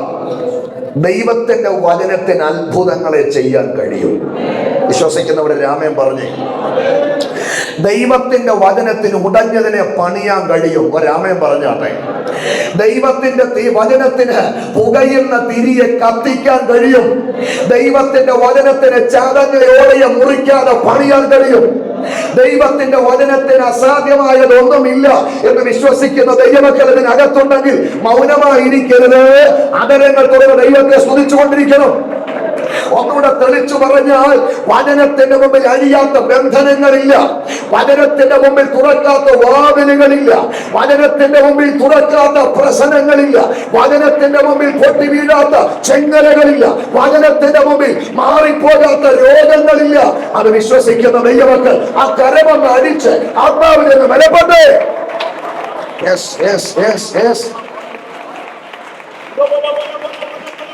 ശക്തിയോടെ എല്ലാ കുഞ്ഞുങ്ങളെല്ലാം കരമടിച്ച് യൗവനക്കാർ എല്ലാവരെയും കരമടിച്ച്, എന്റെ സഹോദരി സഹോദരന്മാരെ മാതാപിതാക്കളെല്ലാം കരമടിച്ച് ആത്മനിറവിൽ ആത്മനിറവിൽ ആത്മനിറവിൽ അന്യഭാഷകളിലെ ഇന്ന് രാത്രി വചനത്തിന് കെട്ടുകളെ അടിക്കാൻ കഴിയുമെന്ന്, വചനത്തിന് ബന്ധനങ്ങളെ തകർക്കാൻ കഴിയുമെന്ന്, വചനത്തിന് വാതിലുകളെ തുറക്കാൻ കഴിയുമെന്ന്, വചനത്തിന് അസാധ്യങ്ങളെ സാധ്യമാക്കാൻ കഴിയുമെന്ന്, വചനത്തിന് രോഗത്തിന്റെ ബന്ധനങ്ങളെ അടിക്കാൻ കഴിയുമെന്ന്, വചനത്തിന് ഏത് വള്ളിക്കെട്ട് പിടിച്ച പ്രശ്നത്തെയും പരിഹരിക്കാൻ കഴിയുമെന്ന് വിശ്വസിക്കുന്ന ദൈവമൊക്കെ ഇന്ന് രാത്രി ഇതിനകത്തുണ്ടെങ്കിൽ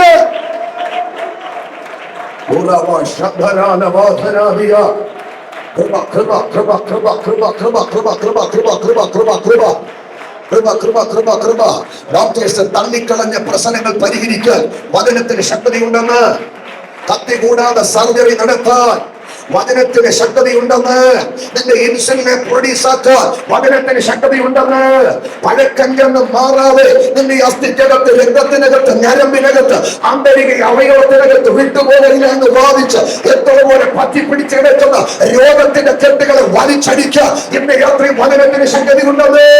നിന്റെ ജോലി മേഖലകളെ, നിന്റെ സാമ്പത്തിക മണ്ഡലങ്ങളെ, നിന്റെ വരുമാന സ്രോതസ്സിനെ, നിന്റെ തലമുറയുടെ ഭാവി പദ്ധതിയെ കെട്ടിവച്ചിരിക്കുന്ന കടുങ്കെട്ടുകളെ അഴിച്ചു ഇന്ന് രാത്രി വചനത്തിന് ശക്തിയുണ്ട്. വചനത്തിന്റെ ശക്തി വ്യാപരിക്കട്ടെ, വചനത്തിന്റെ ശക്തി വ്യാപരിക്കട്ടെ, വചനത്തിന്റെ ശക്തി വ്യാപരിക്കട്ടെ, വചനത്തിന്റെ ശക്തി വ്യാപരിക്കട്ടെ.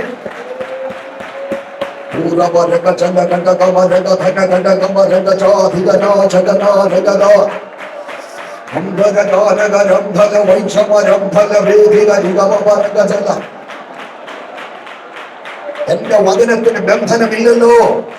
എന്റെ വായിൽ നിന്നും പുറപ്പെടുന്നത് എന്റെ വചനം ഞാൻ ഉദ്ദേശിക്കാത്ത കാര്യം സാധിക്കാതെ മടങ്ങി വരത്തില്ലല്ലോ. എന്റെ വചനം കത്തുന്ന തീയാണല്ലോ. എന്റെ വചനം ഇരുവായ്ത്തലയുള്ള ഏത് വാളിനെ കഴിഞ്ഞും മൂർച്ചയേറിയ വാളാണല്ലോ. എന്റെ വചനം ചുറ്റികയാണല്ലോ.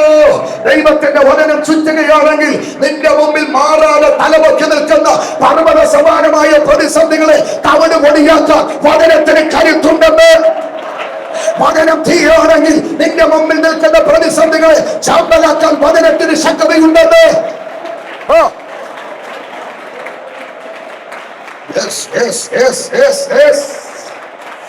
എവിടേക്കാ എന്ന് രാത്രി വചനം പുറപ്പെടുകയാ.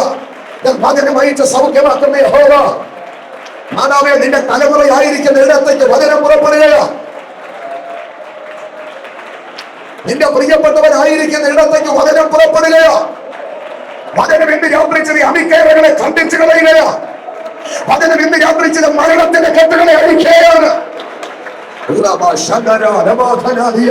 നീ എന്റേതാണ്, നിന്റെ തലമുറ എന്റേതാണ്, നിന്റെ നന്മ എന്റേതാണ്, ഓ നിന്റെ ഭവനം എന്റേതാണ്, നിനക്കുള്ളത് എന്റേതാണ്, നിന്നെ തീർത്തുകളയുമെന്ന് വാദിക്കുന്ന ശത്രുവിന്റെ വാദമുഖങ്ങളുടെ മേൽ വചനം ഇന്ന് രാത്രി ഒരു വാളായി ഇറങ്ങട്ടെ.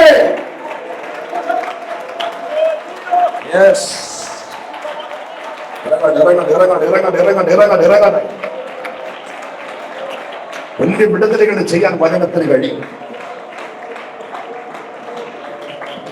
വലിയ വിടുതലുകൾ ചെയ്യാൻ വചനത്തിന് കഴിയും. 2001 കാലഘട്ടങ്ങളിൽ ഒരു 40 ദിവസം ദൈവസന്നിധിയിൽ ഞാൻ ഉപവസിച്ച് പ്രാർത്ഥിച്ചു. അന്ന് പ്രായം 10-22 ഉള്ളൂ. 40 ദിവസത്തെ പ്രാർത്ഥനയ്ക്ക് ശേഷം തിരുവല്ലിക്കപ്പുറത്തൊരു യോഗത്തിൽ ഒരു വീട്ടിൽ പ്രസംഗിക്കുന്നു.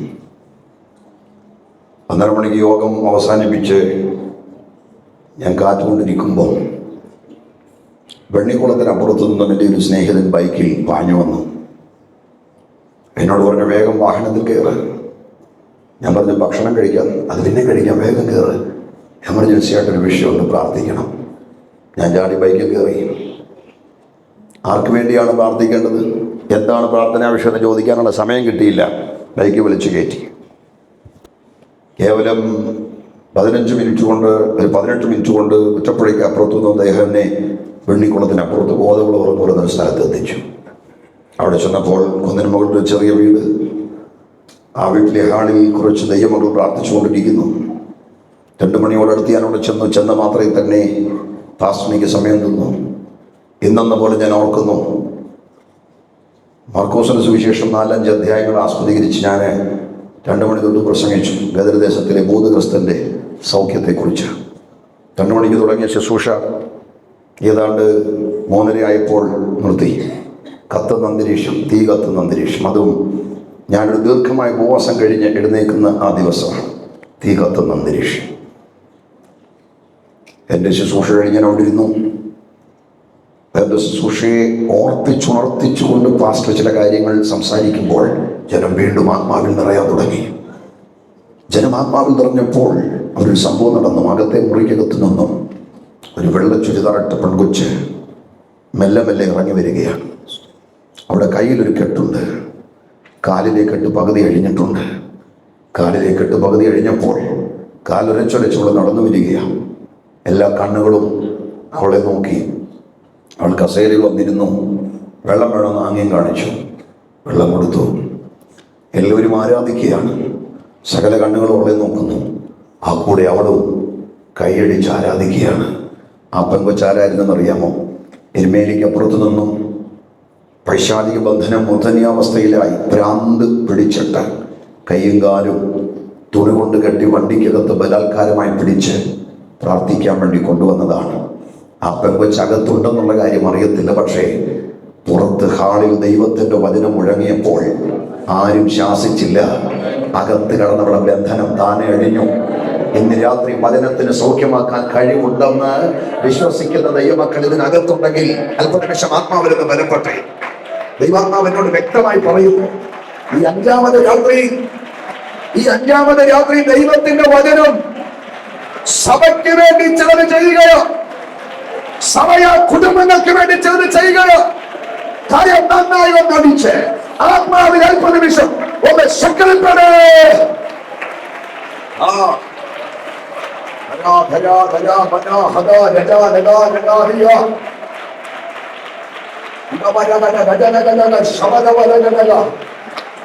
ഒരു സബലമായ വാദൽ, ഒരു വിശാലമായ വാദൽ, ഒരു സബലമായ വാതിൽ ഈ അഞ്ചാമത്തെ രാത്രി ദൈവസഭയ്ക്ക് വേണ്ടി എന്റെ ആത്മാവ് തുറത്തുന്നതേ. വചനത്തിലൂടെ സഭയോട് പരിശുദ്ധാത്മാവിന്റെ രാത്രി ദൂത് പറയുകയാണ്. അനമടിച്ച് ഞാൻ വ്യക്തമായി കാണുന്നു ഒരു വലിയ വാതിൽ,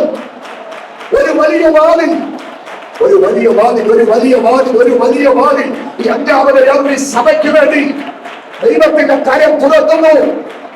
ആ വാതിലിന്റെ വിടുതൽ സകല കുടുംബങ്ങളിലും വെളിപ്പെടാൻ പോവുകയാണ്. സകല തലമുറകളിലും വെളിപ്പെടാൻ പോവുകയാണ്.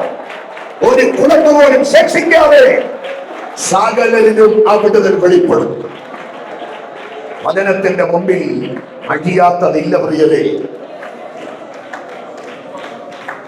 വചനത്തിന്റെ വിടുതൽ നമ്മിൽ വെളിപ്പെടണമെങ്കിൽ നമ്മൾ എന്താ ചെയ്യേണ്ടത്? ഏൽപ്പിച്ചു കൊടുക്കണം. എങ്ങനെ ഏൽപ്പിച്ചു കൊടുക്കണം? താഴ്ത്തി ഏൽപ്പിച്ചു കൊടുക്കണം.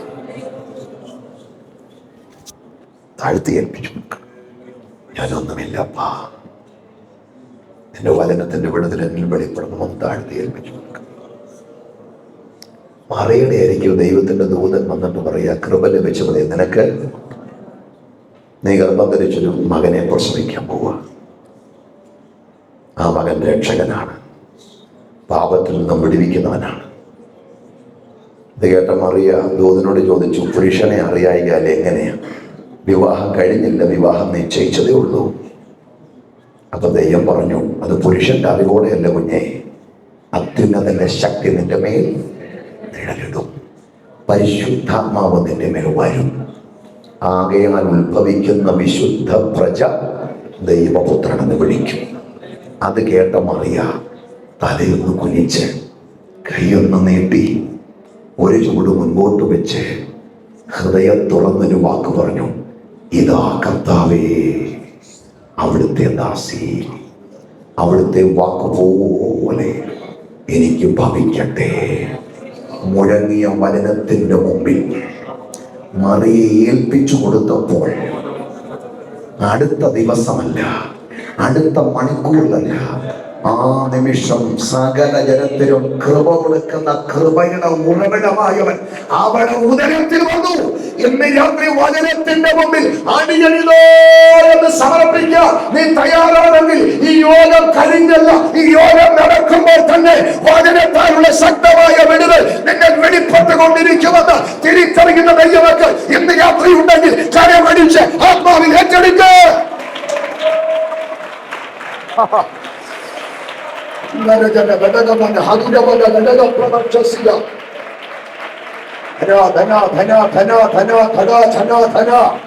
രോഗങ്ങൾ അഴിഞ്ഞുക, രോഗങ്ങൾ അഴിഞ്ഞുക, രോഗങ്ങൾ അഴിഞ്ഞുക, യേശുവിന്റെ നാമത്തിൽ അഴിഞ്ഞുക.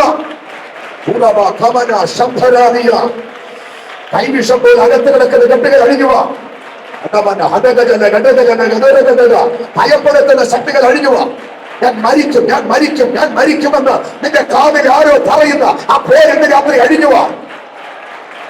ഭാവി കിളിപ്പിക്കുന്നത് പോലെ, വിത്ത് മണ്ണിൽ ഭാവി കിളിപ്പിക്കുന്ന പോലെ നിന്റെ അകത്ത് പ്രത്യേക സന്ദർഭങ്ങളിൽ ഭയം ഭാവി കിളിപ്പിക്കുന്ന പോരുകൾ യേശുവിന്റെ നാമത്തിൽ ഇന്ന് രാത്രി അഴിഞ്ഞുക. വചനത്താൽ വചനത്താൽ വചനത്താൽ ഇന്ന് രാത്രി അഴിയട്ടെ.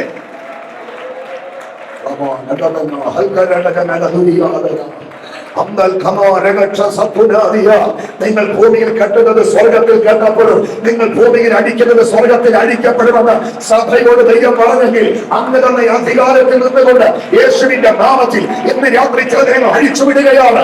യേശുവിന്റെ നാമത്തിൽ ഇന്ന് രാത്രി ഞങ്ങൾ ചിലതിനെ ശാസിച്ചു വിടുകയാണ്.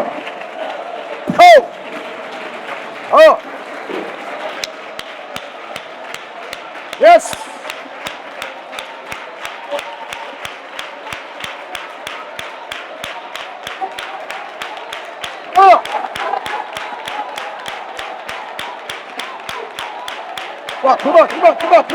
들어봐.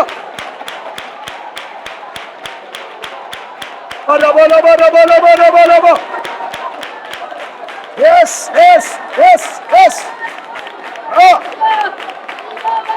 야바리가다. yes. 바라바라바라가다가바라가바라.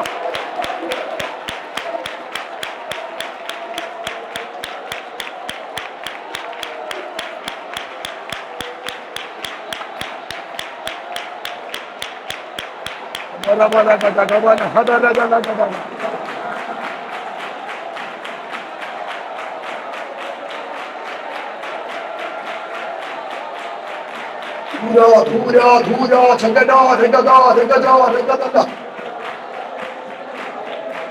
അത്ഭുതങ്ങൾ ചെയ്യാൻ വചനത്തിന് കഴിയും. വചനത്തിന്റെ വിടുതൽ നമ്മിൽ വെളിപ്പെടേണ്ടത് ഏൽപ്പിച്ചു കൊടുക്കുമ്പോഴാണ്. അടിയനിതാ അരുളി ചെയ്യണമേ, അടിയനിതാ അവിടുത്തെ വാക്കുപോലെ എനിക്ക് ഞാൻ സമർപ്പിച്ചു കൊടുക്കാൻ തയ്യാറാണോ? അടിയനിതാ ദേവാ, കരങ്ങളൊന്നും ഉയർത്തി, അടിയനിതാ ദേവാ, അടിയനിതാ ദേവാ, ഒന്നുകൂടെ പാടാം. അടിയനിതാ ദേവാ, അടിയനിതാ ദേവാ, അടിയനിതാ ദേവാ, നിന്നെ ഒരു വലിയ ശുശ്രൂഷയ്ക്കായിട്ട് ഇന്ന് രാത്രി ദൈവം ഒരുക്കുക. ഒന്ന് ഏൽപ്പിച്ചു കൊടുത്താട്ടെ.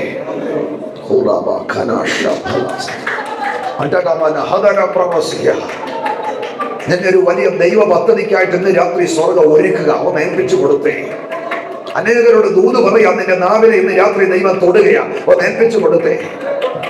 ഏതൊക്കെയോ മേഖലകളിൽ ദൈവം നിന്നെ ഒന്ന് ഉടച്ചു വാർക്കുക. ഒന്ന് ഏൽപ്പിച്ചു കൊടുക്ക. നിന്നെ നിന്ദിച്ചവർ, നിന്നെ പരിഹസിച്ചവർ, നീ പോയ വഴി അസ്തമിക്കുമെന്ന് പറഞ്ഞവർ, ആദരവോടെ നിന്നെ നോക്കി നിൽക്കത്തക്ക ഗർഭത്തിൽ ദൈവം നിന്റെ സ്ഥിതിക്ക് മാറ്റം തരാൻ പോലെയോ. ഒന്ന് ഏൽപ്പിച്ചു കൊടുത്തേ.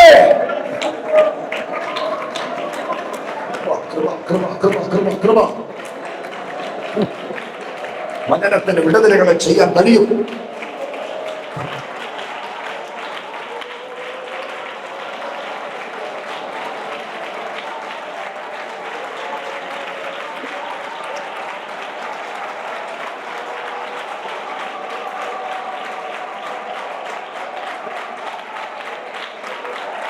പോയിട്ടില്ലാത്ത വഴികൾ, കണ്ടിട്ടില്ലാത്ത ആളുകൾ, കണ്ടിട്ടില്ലാത്ത ഇടങ്ങൾ വചനം നിനക്ക് വേണ്ടി ഒരുക്കും. വചനം നിനക്ക് വേണ്ടി ഒരുക്കും.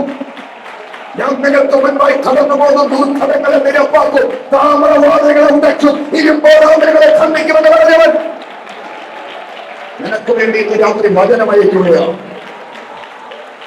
ഓ യെസ്.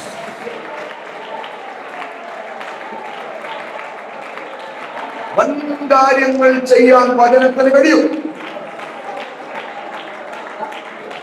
അപ്പൊ കൊരിന്തിലിരുന്നുകൊണ്ട് തെസ്സലോനിക്ക സഭയ്ക്ക് പൗലോസ് ഒന്നാമത്തെ ലേഖനം എഴുതുമ്പോൾ ഈ ലേഖനത്തിലൂടെ തെസ്സലോനിക്ക സഭയെ കുറിച്ച് അദ്ദേഹത്തിനുള്ളത് 4 അതിഗംഭീര ലക്ഷ്യങ്ങളാണ്. ലക്ഷ്യം ഒന്ന് പറഞ്ഞ് രാത്രി തൽക്കാലം ഞാൻ ലക്ഷ്യത്തിൽ എത്താം.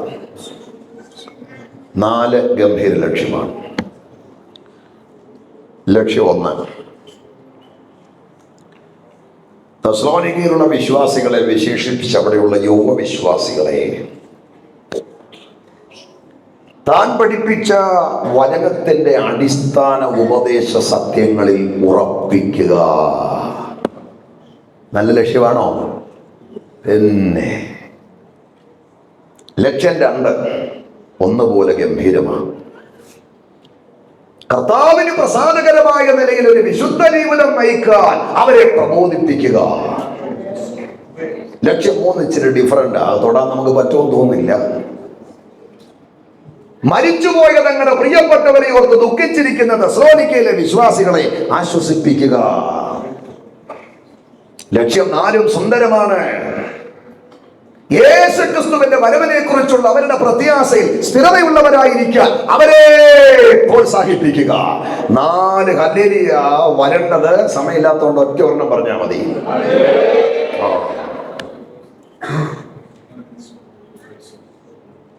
4 ഗംഭീര ലക്ഷ്യമാണ് ഈ ലേഖനത്തിലൂടെ തെസ്സലോനിക്ക സഭയെ കുറിച്ച് പൗലോസിനുള്ളത് കേട്ടോ. ചുമ്മാതെ അവരെ ഇളക്കാനൊന്നുമല്ല ലേഖനം എഴുതിയത്. ഈ ലേഖനം നമ്മൾ പഠിക്കുമ്പോൾ, ഈ ലേഖനം നമ്മൾ ചിന്തിക്കുമ്പോൾ, ഈ ലേഖനം നമ്മൾ ധ്യാനിക്കുമ്പോൾ ഈ 4 ലക്ഷ്യത്തിൽ നമ്മൾ എത്തണം. അല്ല പിന്നെ ഇത് കേട്ടോണ്ട് പ്രയോജനമില്ലെന്ന്. 1 വചനത്തിന്റെ നിർമ്മലമായ അടിസ്ഥാന ഉപദേശ സത്യങ്ങളിൽ അത് ഉറപ്പിക്കുക. 2 കർത്താവിന് പ്രസാദകരമായ നിലയിൽ ഒരു വിശുദ്ധ ജീവിതം നയിക്കാൻ അവരെ പ്രബോധിപ്പിക്കുക. 3 മരിച്ചുപോയ പ്രിയപ്പെട്ടവരെ ഓർത്ത് ദുഃഖിച്ചിരിക്കുന്ന തെസ്സലോനിക്കയിലെ വിശ്വാസികളെ ആശ്വസിപ്പിക്കുക. 4 യേശുക്രിസ്തുവിന്റെ വരവിനെ കുറിച്ചുള്ള അവരുടെ പ്രത്യാശയിൽ സ്ഥിരതയുള്ളവരായിരിക്കാൻ അവരെ പ്രോത്സാഹിപ്പിക്കുക. ഞാൻ ചെറുതായിട്ട് 4 ലക്ഷ്യം തൊട്ട് മുന്നോട്ട് പോകാം. 1 അവരെ പഠിപ്പിച്ച അടിസ്ഥാന ഉപദേശ സത്യത്തിൽ അവരെ ഉറപ്പിക്കുക. അപ്പൊ ഈ ലേഖനത്തിലൂടെ എന്നെക്കുറിച്ചും നിങ്ങളെക്കുറിച്ചും ദൈവത്തിന്റെ ആത്മാവിന്റെ പ്രഥമ ലക്ഷ്യം വചനത്തിന്റെ നിർമ്മലമായ അടിസ്ഥാന ഉപദേശ സത്യങ്ങളിൽ അന്ത്യം വരെ ഉറച്ചു നിൽക്കുന്നവരായിരിക്കണം. ആ തീരുമാനമുള്ളവർ കരങ്ങളൊന്ന് ഉയർത്തി ദൈവത്തെ മഹത്വപ്പെടുത്തുക.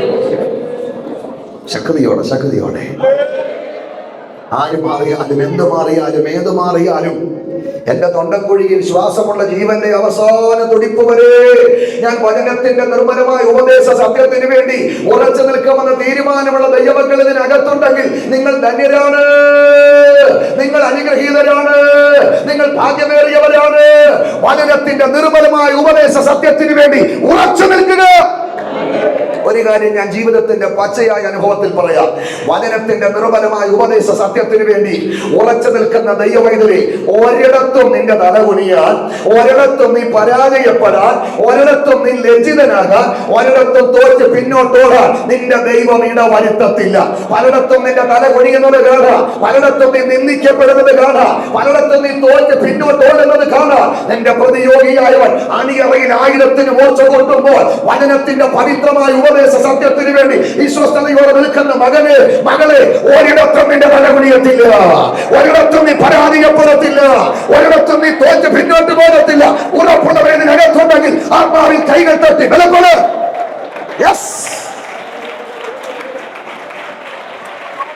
വചനത്തിന്റെ നിർമ്മലമായ ഉപദേശ സത്യത്തിന് വേണ്ടി വിശ്വസ്തരായി നിൽക്കുക, ഉറപ്പോടെ നിൽക്കുക. അതിലെ പൗലോസ് തീമോഥെയോസിനോട് പറയുന്നത്, കഴുത്ത് കണ്ടിക്കാൻ കണ്ണിൽ ചോരയില്ലാത്ത പടയാളികൾ ഈർച്ചവാളാഞ്ഞിരാകിക്കൂട്ടുന്ന ശിൽക്കാര ശബ്ദം മരണമണിയായി തടവറയിൽ കിടക്കുന്ന ഭക്തന്റെ കാലിൽ തട്ടി മുഴങ്ങുമ്പോൾ തടവറയിൽ കടന്നുകൊണ്ട് ഒരപ്പൻ മകനെ പ്രബോധിപ്പിക്കുക, മോനെ, ജീവിച്ചിരിക്കുന്നവർക്കും മരിച്ചവർക്കും ന്യായവിസ്താരം നടത്തുവാനുള്ള ക്രിസ്തുയേശുവിനെയും അവന്റെ പ്രത്യക്ഷതയും രാജീവൻ ചൊല്ലി സത്യം ചെയ്ത് ഞാൻ നിന്നോട് കൽപ്പിക്കുന്നത് വചനം പ്രസംഗിക്ക. ഉറക്കെന്ന് പറഞ്ഞ് എന്ത് പ്രസംഗിക്ക? വചനം പ്രസംഗിക്ക. വചനം പ്രസംഗിക്കാൻ നീ എന്ത് ചെയ്യണം? സമയത്തും അസമയത്തും ഒരുക്കമുള്ളവനായിരിക്കണം. നീ ഒരു വേലക്കാരനാണോ? കർത്താവിനെ കുറിച്ച് എവിടെ പറയാൻ നിനക്ക് അവസരം ലഭിച്ചാലും മടി കാണിക്കരുത്. ചാടി എഴുന്നേറ്റ് തന്റെ ഇടത്തോടെ അവനാണ് രക്ഷകനെന്ന് പറയാനുള്ള ആർജവം കൃപ പ്രാപിച്ച ദൈവമക്കളെ അകത്തുണ്ടാകണം. പിന്നെന്താ പറയുന്നത്? സത്യവചനത്തെ യഥാർത്ഥമായി പ്രസംഗിച്ചുകൊണ്ട് ലജ്ജിപ്പാൻ സംഗതിയില്ലാത്ത വേലക്കാരനായി ദൈവത്തിന് വേണ്ടി നിൽക്കാൻ ശ്രമിക്കണം. സ്നേഹസമ്പന്നനായ ഒരു അപ്പൻ മരണസമയത്ത് മകന് കൊടുക്കുന്ന പ്രബോധനമാണ്. എന്താ പറഞ്ഞ? വെള്ളാരഞ്ചാറെണ്ണം വളർന്നു വരുന്ന എന്തെങ്കിലും മാറ്റിവെക്കണമെന്നല്ല. നിന്റെ വീട് പകുതിയെ പണതുള്ളൂ, കിട്ടുന്ന പൈസ കളയാതെ തീർക്കണമെന്നല്ല. നല്ല ആഹാരം മേടിച്ച് കഴിച്ചതിൻ്റെ ക്ഷീണമെല്ലാം മാറ്റി പുഷ്ടിയുള്ളവനാകണമെന്നല്ല. നിന്റെ പ്രഷറും ഷുഗറും എല്ലാം ചെക്ക് ചെയ്ത് നീ നന്നായി മരുന്ന് കഴിക്കണമെന്നല്ല. രാവിലെ പോയിട്ട് ഓടണം, എക്സസൈസ് ചെയ്യണമെന്നൊന്നുമല്ല. പ്രാണനെ വിലയേറിയ എണ്ണാത്ത ഭക്തൻ, നിത്യത ആത്മാവിൽ ഓരോ ദിവസവും കണ്ട ഭക്തൻ തന്റെ മകന് മരണസമയത്ത് കൊടുക്കുന്ന പ്രബോധനമാണ് വചനം പ്രസംഗിക്കുക. ഒരു ഹല്ലേലൂയ പറഞ്ഞാട്ടെ. അപ്പൊ ഒറ്റ മാസം തെസ്സലോനിക്ക സന്ദർശിച്ച പൗലോസ് ഒറ്റ മാസം കൊണ്ട് തെസ്സലോനിക്കയിലുള്ള വിശ്വാസികളെ എന്നാ പഠിപ്പിച്ചത്? ആട്ടമാണോ? പാട്ടാണോ? കഥയാണോ? നിലവാരമില്ലാത്ത കുറെ തമാശയാണോ? കാമ്പും കഴമ്പുമില്ലാത്ത കുറെ ചരിത്രമാണോ?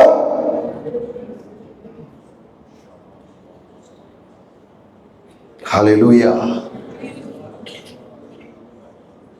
എന്റെ സുഹൃത്ത് പറഞ്ഞു, ഞാനൊരു ഒരു യോഗത്തിൽ സംബന്ധിക്കാൻ പോയി. അദ്ദേഹം പറഞ്ഞു, ചിരിച്ച് നടുമുളുക്കി പോയെന്ന് പറഞ്ഞു. ഞാനൊരു യോഗത്തിൽ പ്രസംഗിക്കാൻ പോയി. എനിക്ക് ഏറ്റവും ഇൻട്രസ്റ്റ് ഉള്ള പ്ലാറ്റ്ഫോം എന്ന് പറയുന്നത് പരസ്യയോഗവും മരണവീടുമാണ്. ഇടയ്ക്കൊക്കെ രണ്ട് ഫീലും എനിക്ക് കിട്ടുന്നുണ്ട് കേട്ടോ, എപ്പോഴും ഇല്ല. നിങ്ങൾ മിണ്ടാതിരിക്കുമ്പോൾ അങ്ങനെ തോന്നും. ഒരു നല്ല പ്ലാറ്റ്ഫോമിൽ സുവിശേഷം പ്രസംഗിക്കാൻ ഞാൻ ഇഷ്ടം പോലെ കേൾവിക്കാർ, അക്രൈസ്തവ ഇഷ്ടം പോലെ. എനിക്ക് സങ്കടം, മൈക്ക് എൻ്റെ കിട്ടിയപ്പോൾ 7:40 വരെ ഗായക സംഘത്തിൻ്റെ പെർഫോമൻസ്. 8:40 മൈക്ക് കിട്ടിയത്. 8:40 വരെ ഗായക സംഘത്തിൻ്റെ പെർഫോമൻസ്. പ്രസംഗിക്കാൻ മൈക്ക് കയ്യിലെടുത്തപ്പോൾ ആളുകളെല്ലാം കവല ഒഴിഞ്ഞു. ഒറ്റ മാസം തെസ്സലോനിക്ക സന്ദർശിച്ച പൗലോസേ, ഒരു മാസം കൊണ്ട് തെസ്സലോനിക്കയിലുള്ള ദൈവമക്കളെ പഠിപ്പിച്ചത് ആട്ടമല്ല, ആക്ഷൻ സോങ് അല്ല, കഥയല്ല, തമാശയല്ല, കഴമ്പില്ലാത്ത ചരിത്രമല്ല. ഒറ്റ മാസം കൊണ്ട് പൗലോസ് തെസ്സലോനിക്കയിലുള്ള ദൈവമക്കളെ പഠിപ്പിച്ചത് ആകാശം മാറിയാലും ഭൂമി മാറിയാലും മാറ്റമില്ലാത്ത ദൈവത്തിന്റെ വചനത്തിന്റെ നിർമ്മലമായ അടിസ്ഥാന ഉപദേശ സത്യങ്ങളെയാണ് കൈ ഉയർത്തി ഒരു ഹല്ലേലൂയ പറഞ്ഞത്. ആ വചനം അവരെ പഠിപ്പിച്ച് ഉറപ്പിച്ചിട്ട് അവരെ വിട്ട് തെസ്സലോനിക്കയിൽ കൊരിന്തിൽ പാർക്കുമ്പോൾ അമ്മയുടെ മനസ്സ് ഇളകുന്ന പോലെ, അപ്പന്റെ മനസ്സ് പിടഞ്ഞ് വികസിക്കുന്ന പോലെ തെസ്സലോനിക്കയിലുള്ള ദൈവങ്ങളെ കുറിച്ച് ഓർക്കുമ്പോൾ ഭക്തന്റെ മനസ്സ് പിടഞ്ഞ് വികസിക്കുക. എന്താ നീറാനുള്ള കാര്യം? എന്താ മനസ്സ് പിടഞ്ഞ് വികസിക്കാനുള്ള കാര്യം? ഒരു മാസം കൊണ്ട് പ്രാർത്ഥിച്ച് ബന്ധപ്പെട്ട് തെസ്സലോനിക്കയിലുള്ള ദൈവമക്കളെ പഠിപ്പിച്ച വചനത്തിന്റെ നിർമ്മലമായ ഉപദേശ സത്യം വിട്ട് അവരുടെ ഹൃദയം വ്യതിചലിക്കുമെന്ന് ഓർക്കുമ്പോൾ ഭയപ്പെടുക. കൊരിന്തിലിരുന്നു കൊണ്ട് ആത്മനിയോഗത്തോടെ ഈ പ്രഥമ ലേഖനം എഴുതുമ്പോൾ ഒന്നാമത്തെ ലക്ഷ്യം അവരെ പഠിപ്പിച്ച വചനത്തിന്റെ നിർമ്മലമായ ഉപദേശ സത്യത്തിൽ അവരെ ഉറപ്പിക്കുക. ഈ ലേഖനത്തിലുള്ള നമ്മെ കുറിച്ചുള്ള ആത്മാവിന്റെ ലക്ഷ്യം അന്ത്യം വരെ വചനത്തിന്റെ നിർമ്മലമായ ഉപദേശ സത്യത്തിന് വേണ്ടി വിശ്വസ്തയോടെ നിൽക്കുക. ഉറപ്പുള്ളവർ കൈകൾ ഉയർത്തി ഒരു ഹല്ലേലൂയ പറഞ്ഞാട്ടെ. സത്യവചനം കേട്ടു നീ വാ, നിത്യജീവൻ നിനക്കേകിടുമേ. കൈയൊന്നടിച്ച് സത്യവചനം കേട്ടു നീ വാ, നിത്യജീവൻ നിനക്കേകിടുമേ. നിൻപേരു ജീവ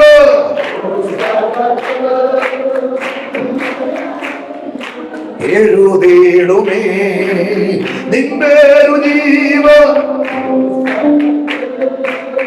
ഉണ്മയായി എഴുതിയിടുമേ വരുവീനി വൃഥാവാക്കാതെ നിന്നെ വരുവീനി നല്ല വൃഥാവാക്കാതെ നിന്നെ. ഉലകമായ അഴക് സമം അതും അമ്പാടെ നിന്നെ മയക്കും. കെട്ടിയ വീടും നിലം ഒരിടുമെല്ലാം കണ്ടിടുന്ന ഉറ്റവരും ഉടയവരും എല്ലാം മാറും. പക്ഷെ മാറാത്തത് ഒന്നേ ഉള്ളൂ, അതെന്നേക്കും സ്ഥിരമാക്കപ്പെട്ട ദൈവത്തിന്റെ വചനമാണ്. ആ വചനത്തിന്റെ ഉപദേശത്തിന് വേണ്ടി അന്ത്യം വരെ നിൽക്കുമെന്ന് ഉറപ്പുള്ളവർ ഉച്ചത്തിൽ ഹല്ലേലൂയ പറ. രണ്ടാമത്തെ ലക്ഷ്യം എന്താണെന്നറിയാമോ? കർത്താവിന് പ്രസാദകരമായ നിലയിൽ ഒരു വിശുദ്ധ ജീവിതം നയിക്കാൻ അവരെ പ്രബോധിപ്പിക്കുക. ആർക്ക് പ്രസാദകരമായി? കർത്താവ്. അപ്പൊ ഈ ലേഖനത്തിലൂടെ നമ്മെക്കുറിച്ച് ദൈവാത്മാവിന്റെ രണ്ടാമത്തെ ലക്ഷ്യം, നമ്മുടെ കൊച്ചു ജീവിതം ആർക്ക് പ്രസാദമായിരിക്കട്ടെ? ദൈവത്തിന്. ദൈവത്തിന് പ്രസാദമായിരിക്കും. ദൈവപ്രസാദം വേദപുസ്തകത്തിലെ ഗൗരവമേറിയ ഒരു വിഷയമാണ് ദൈവപ്രസാദം. ഞാനത് തൊടുന്നില്ല, അതങ്ങനെ നിൽക്കട്ടെ. മറന്നു പോകല്ലോ, നമ്മളെ വിളിച്ചത് മനുഷ്യനെ പ്രസാദിപ്പിക്കാനാണ്, നമ്മളെ വിളിച്ചത് ദൈവത്തെ പ്രസാദിപ്പിക്കാനാണ്. അഭിഷേക തൈലത്തിന്റെ നനവ് തലയിലുള്ള പാട്ടുകാരനുണ്ട്, ദാവീദ്. അയാൾ പണ്ട് പാടി, എൻ്റെ കർത്താവേ, എൻ്റെ വായിലെ വാക്കുകളും എൻ്റെ ഹൃദയത്തിലെ ധ്യാനവും നിനക്ക് ഉള്ളു തൊട്ട് പാടിയ പാട്ടാ, നാഥനെ രുചിച്ചറിഞ്ഞ് പാടിയ പാട്ടാ. ഒന്നേ ഞാൻ ആഗ്രഹിക്കുന്നുള്ളൂ, എൻ്റെ വായിലെ വാക്ക്, എൻ്റെ ഹൃദയത്തിലെ ധ്യാനം നിനക്ക് പ്രസാദമായിരിക്കട്ടെ. വിശുദ്ധ സ്ലീഹൻ റോമാലേഖനത്തിലും അത് തന്നെയാണ് പ്രബോധിപ്പിക്കുന്നത്.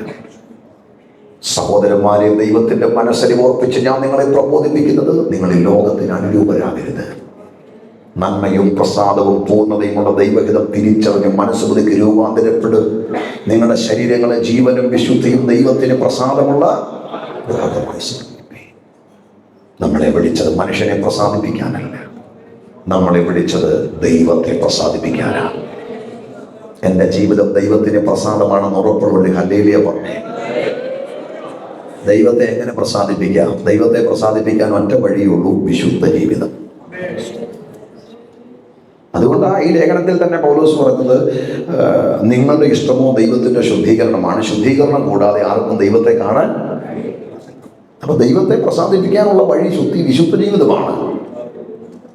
ലോകത്തിൽ ഏറ്റവും ശ്രമകരമായ ഒരു കാര്യമാണ് വിശുദ്ധ ജീവിതം. ഒരു ചിന്തകൻ എഴുതിയിരിക്കുന്നുണ്ട്, 50 വട്ടം എവറസ്റ്റ് കയറാം, പക്ഷെ 5 മണിക്കൂർ വിശുദ്ധ ജീവിതം ശ്രമകരമാണ്. അതുകൊണ്ട് നാളെ പെന്തിക്കോസ് കൂട്ടാനും പോവില്ല കേട്ടോ. 50 വട്ടം എവറസ്റ്റ് കയറാം, പക്ഷെ 5 മണിക്കൂർ വിശുദ്ധ ജീവിതം ശ്രമകരമാണ്. ശരിയാണ്. അതുകൊണ്ടാണ് പൗലോസ് പറയുന്നത്, നന്മ ചെയ്യാനാണ് എനിക്ക് ആഗ്രഹം, പക്ഷെ ഇച്ഛിക്കാത്ത തിന്മ. വലിയ പ്രയാസമുള്ള കാര്യമാണ് വിശുദ്ധ ജീവിതം. നോട്ടത്തിൽ ക്രമീകരിച്ചാൽ ചിന്തയിൽ, ചിന്തയെ ക്രമീകരിച്ചാൽ സംസാരത്തിൽ, സംസാരത്തിൽ ക്രമീകരിച്ചാൽ ഇടപാടിൽ, ഇടപാടിൽ ക്രമീകരിച്ചാൽ പ്രവൃത്തിയിൽ, ഒന്നിൽ ക്രമീകരിച്ചാൽ അടുത്തതിൽ പരാജയം. എങ്ങനെ നോക്കിയാലും വിശുദ്ധ ജീവിതം ശ്രമകരമാണ്. പക്ഷേ ഞാൻ ആകെ കിഴിച്ചാലോചിച്ചപ്പോഴേ വിശുദ്ധ ജീവിതം നയിക്കാൻ ഒരു വഴിയുണ്ട്. അത് ഞാൻ പറഞ്ഞു തരാം. അത് സിമ്പിൾ വഴിയാണ്, ഉന്നത വഴിയാണ്. അതിനപ്പുറം ഒരു വഴിയില്ല. ഒരു ഭക്തന് വിശുദ്ധ ജീവിതം നയിക്കാനുള്ള വഴി എന്നാണെന്നറിയാമോ? പ്രാർത്ഥനാമുറിയിൽ പരിശുദ്ധാത്മാവിന്റെ സഹായം തേടുക. ആ കൈകളൊന്ന് ഉയർത്തി പരിശുദ്ധാത്മാവിനെ ഒന്ന് മഹത്വപ്പെടുത്തിക്കാട്ടെ. പാപലോകത്തിൽ വിശുദ്ധ ജീവിതം നയിക്കാൻ ഒരുവനെ ശക്തീകരിക്കുന്നത് തൃത്വത്തിൽ മൂന്നാമനായ ദൈവത്തിന്റെ പരിശുദ്ധാത്മാവാണ്. ഒരു ഹല്ലേലൂയ പറഞ്ഞേ. അതാ കർത്താവ് പറഞ്ഞു, ഞാൻ ചെന്ന ശേഷം കാര്യസ്ഥനെ തരാം. ഓ, കർത്താവ് പരിശുദ്ധാത്മാവിനെ വിശേഷിപ്പിച്ചത് കാര്യസ്ഥൻ. കാര്യസ്ഥൻ അവൻ വരും, അവൻ നിങ്ങളെ സകല സത്യത്തിലും നീതിയിലും വഴി നടത്തും. പാപത്തെ കുറിച്ച്, നീതിയെ കുറിച്ച്, ന്യായവിധിയെ കുറിച്ച് മനുഷ്യ ഹൃദയത്തിൽ ബോധ്യം വരുത്തുന്നത് ദൈവത്തിന്റെ പരിശുദ്ധാത്മാവാണെങ്കിൽ, പാപലോകത്തിൽ വിശുദ്ധ ജീവിതം നയിക്കാൻ ഒരു വിശ്വാസിയെ ശക്തീകരിക്കുന്നത് ദൈവത്തിന്റെ പരിശുദ്ധാത്മാവ്. അതുകൊണ്ട് പരിശുദ്ധാത്മാവുമായി ഇഴയലെപ്പമുള്ള ബന്ധമുള്ളവർ 50 നിമിഷം സ്തോത്രം ചെയ്താലേ. പരിശുദ്ധാത്മാവുമായി അഭേദ്യമായ ഒരു ബന്ധം സ്ഥാപിക്കുക ദാഹമുള്ള ദൈവമക്കൾ നാമതലമെന്ന് സ്തോത്രം ചെയ്താലേ. പരിശുദ്ധാത്മാവ് ഇന്ന് രാത്രി നമ്മുടെ നടുവിൽ വ്യാപരിക്കുന്നുണ്ട്. ആ കരങ്ങൾ തട്ടി പരിശുദ്ധാത്മാവാം ദൈവത്തെ. അല്പനിമിഷം ഒന്ന് ആരാധിച്ച്. അവിടുന്ന് നായകനാണ്, അവിടുന്ന് നടത്തിപ്പുകാരനാണ്, അവിടുന്ന് നയിക്കുന്നവനാണ്, അവിടുന്ന് നടത്തുന്നവനാണ്, അവിടുന്ന് ആലോചനയിൽ വലിയവനാണ്, അവിടുന്ന് പ്രവൃത്തിയിൽ ഭയങ്കരനാണ്, അവിടുന്ന് ദൃഷ്ടി വെച്ച് തന്റെ മക്കളായ നമുക്ക് ആലോചന പറഞ്ഞു വരുന്നവനാണ്.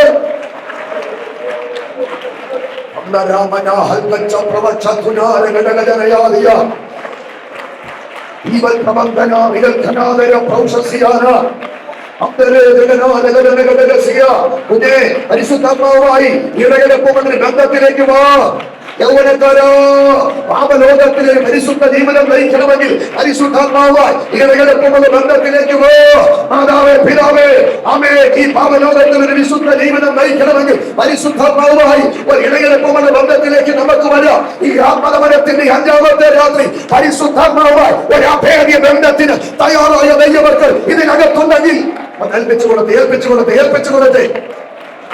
Thank you, Holy Spirit. നന്ദി പരിശുദ്ധാത്മാവേ, നന്ദി പരിശുദ്ധാത്മാവേ, നന്ദി പരിശുദ്ധാത്മാവേ, നന്ദി പരിശുദ്ധാത്മാവേ. നിന്റെ പകർച്ചയ്ക്ക് നന്ദി, നിന്റെ വ്യാപാര ശക്തിക്ക് നന്ദി, നിന്റെ പകരലിന് നന്ദി, നിന്റെ നിറവിന് നന്ദി, നിന്റെ സാന്നിധ്യത്തിന് നന്ദി. ഓ യെസ്.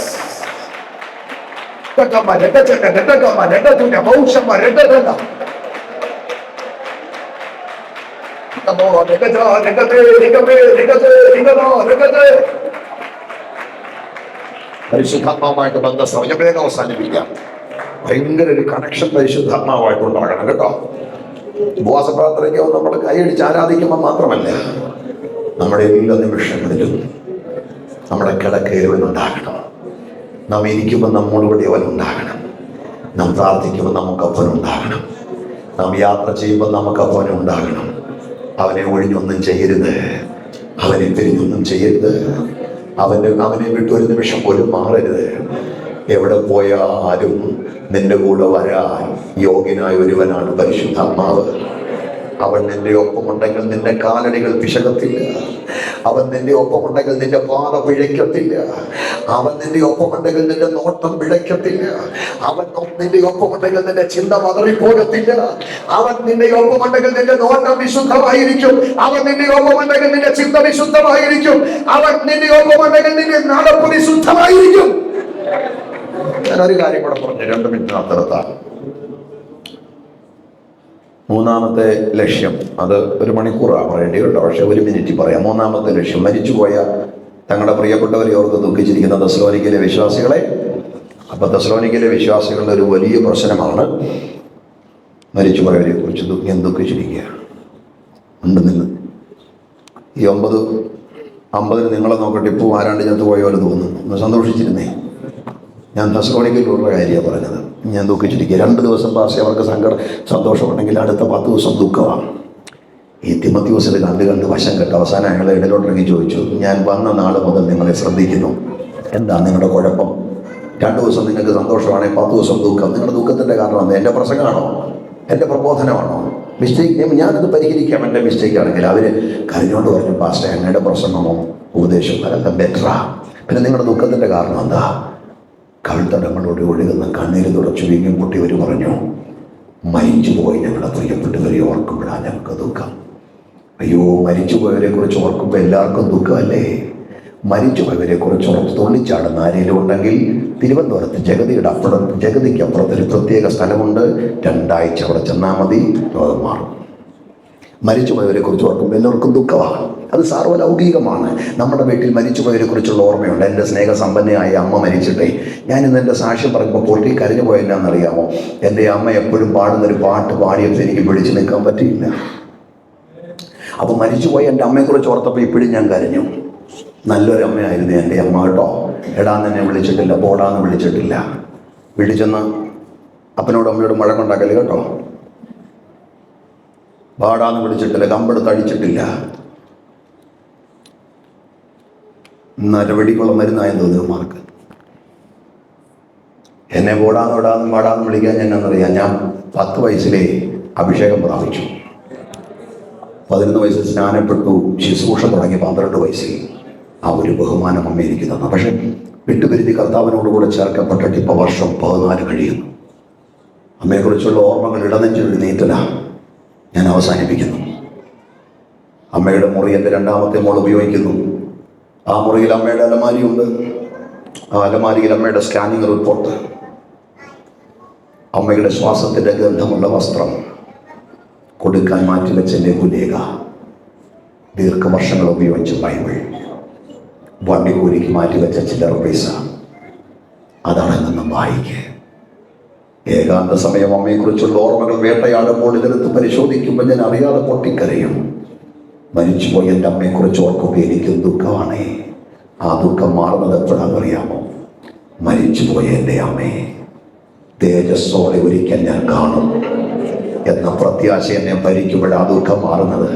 ആ പ്രത്യാശയോടൊരു ഹല്ലേലൂയ പറഞ്ഞാട്ടെ. ഇവിടാണ് തെസ്സലോനിക്ക സഭയുടെ പ്രശ്നം. ഇവിടാണ്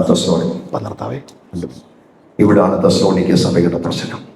മരിച്ചുപോയവരെ കുറിച്ചുള്ളവരുടെ ദുഃഖം എന്നാണെന്നറിയാമോ? മരിച്ചു പോയല്ലോ എന്നുള്ള ദുഃഖമല്ല. തെസ്സലോനിക്കയിലുള്ളവർ യേശുവിൻ്റെ വരവിനെ പ്രത്യാശയോടെ കാത്തിരുന്നവരാ. യേശുവിൻ്റെ വരവിനെ പ്രത്യാശയോടെ കാത്തിരുന്നുണ്ട്. അത് കാണാൻ കഴിയാതെ മരിച്ചുപോയ തങ്ങളുടെ പ്രിയപ്പെട്ടവരുടെ ഭാവി എന്താകുമെന്ന് ഓർക്കുമ്പോഴാണ്, ആത്മാവ് എവിടെ എത്തുമെന്ന് ഓർക്കുമ്പോൾ അവർക്ക് ദുഃഖം. തെസ്സലോനിക്കയിലുള്ളവരുടെ ചിന്ത ജീവിച്ചിരിക്കുന്നവർക്ക് മാത്രമേ യേശു വരുമ്പോൾ പോകാൻ പറ്റൂ. മരിച്ചവരുടെ കാര്യത്തിൽ അവർക്ക് അത്ര ഉറപ്പില്ല. അപ്പോൾ യേശുവിൻ്റെ വരവിനെ പ്രത്യാശയോടെ കാത്തിരുന്നിട്ട് അത് കാണാൻ കഴിയാതെ മരിച്ചുപോയ തങ്ങളുടെ പ്രിയപ്പെട്ടവരുടെ ആത്മാവ് എവിടെ എത്തുമെന്നോർത്ത് ദുഃഖിച്ച് കരഞ്ഞ് തകർന്നിരിക്കുന്ന തെസ്സലോനിക്കയിലെ ദൈവമക്കളെ പൗലോസ് ആശ്വസിപ്പിക്കുന്നത് കഥ പറഞ്ഞല്ല, വചനത്തിലൂടെയാണ്. അവരെ ആശ്വസിപ്പിക്കാൻ കൊടുത്ത വചനം എന്നാണെന്നറിയാമോ?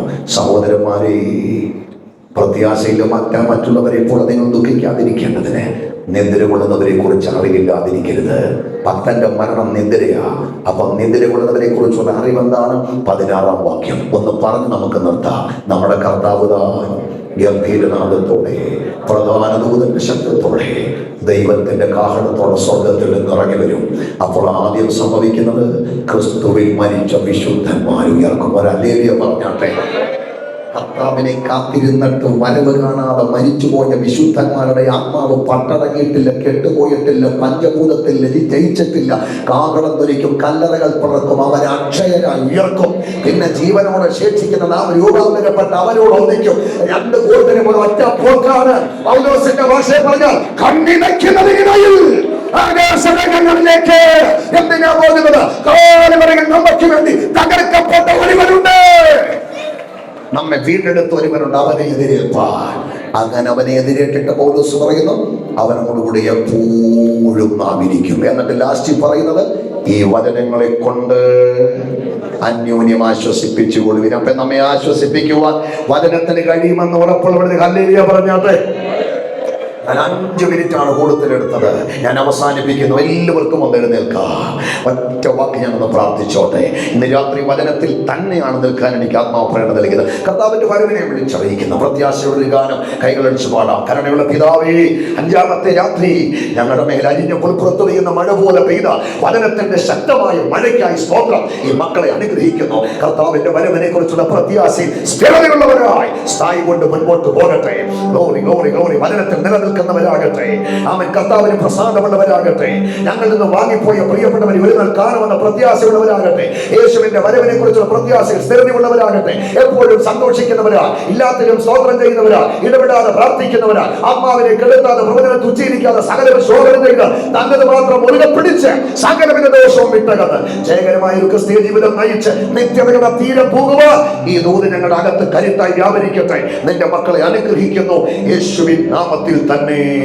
കൈകൾ ഉയർത്തി ഉച്ചത്തിലൊരു ഹല്ലേലൂയ പറയാം.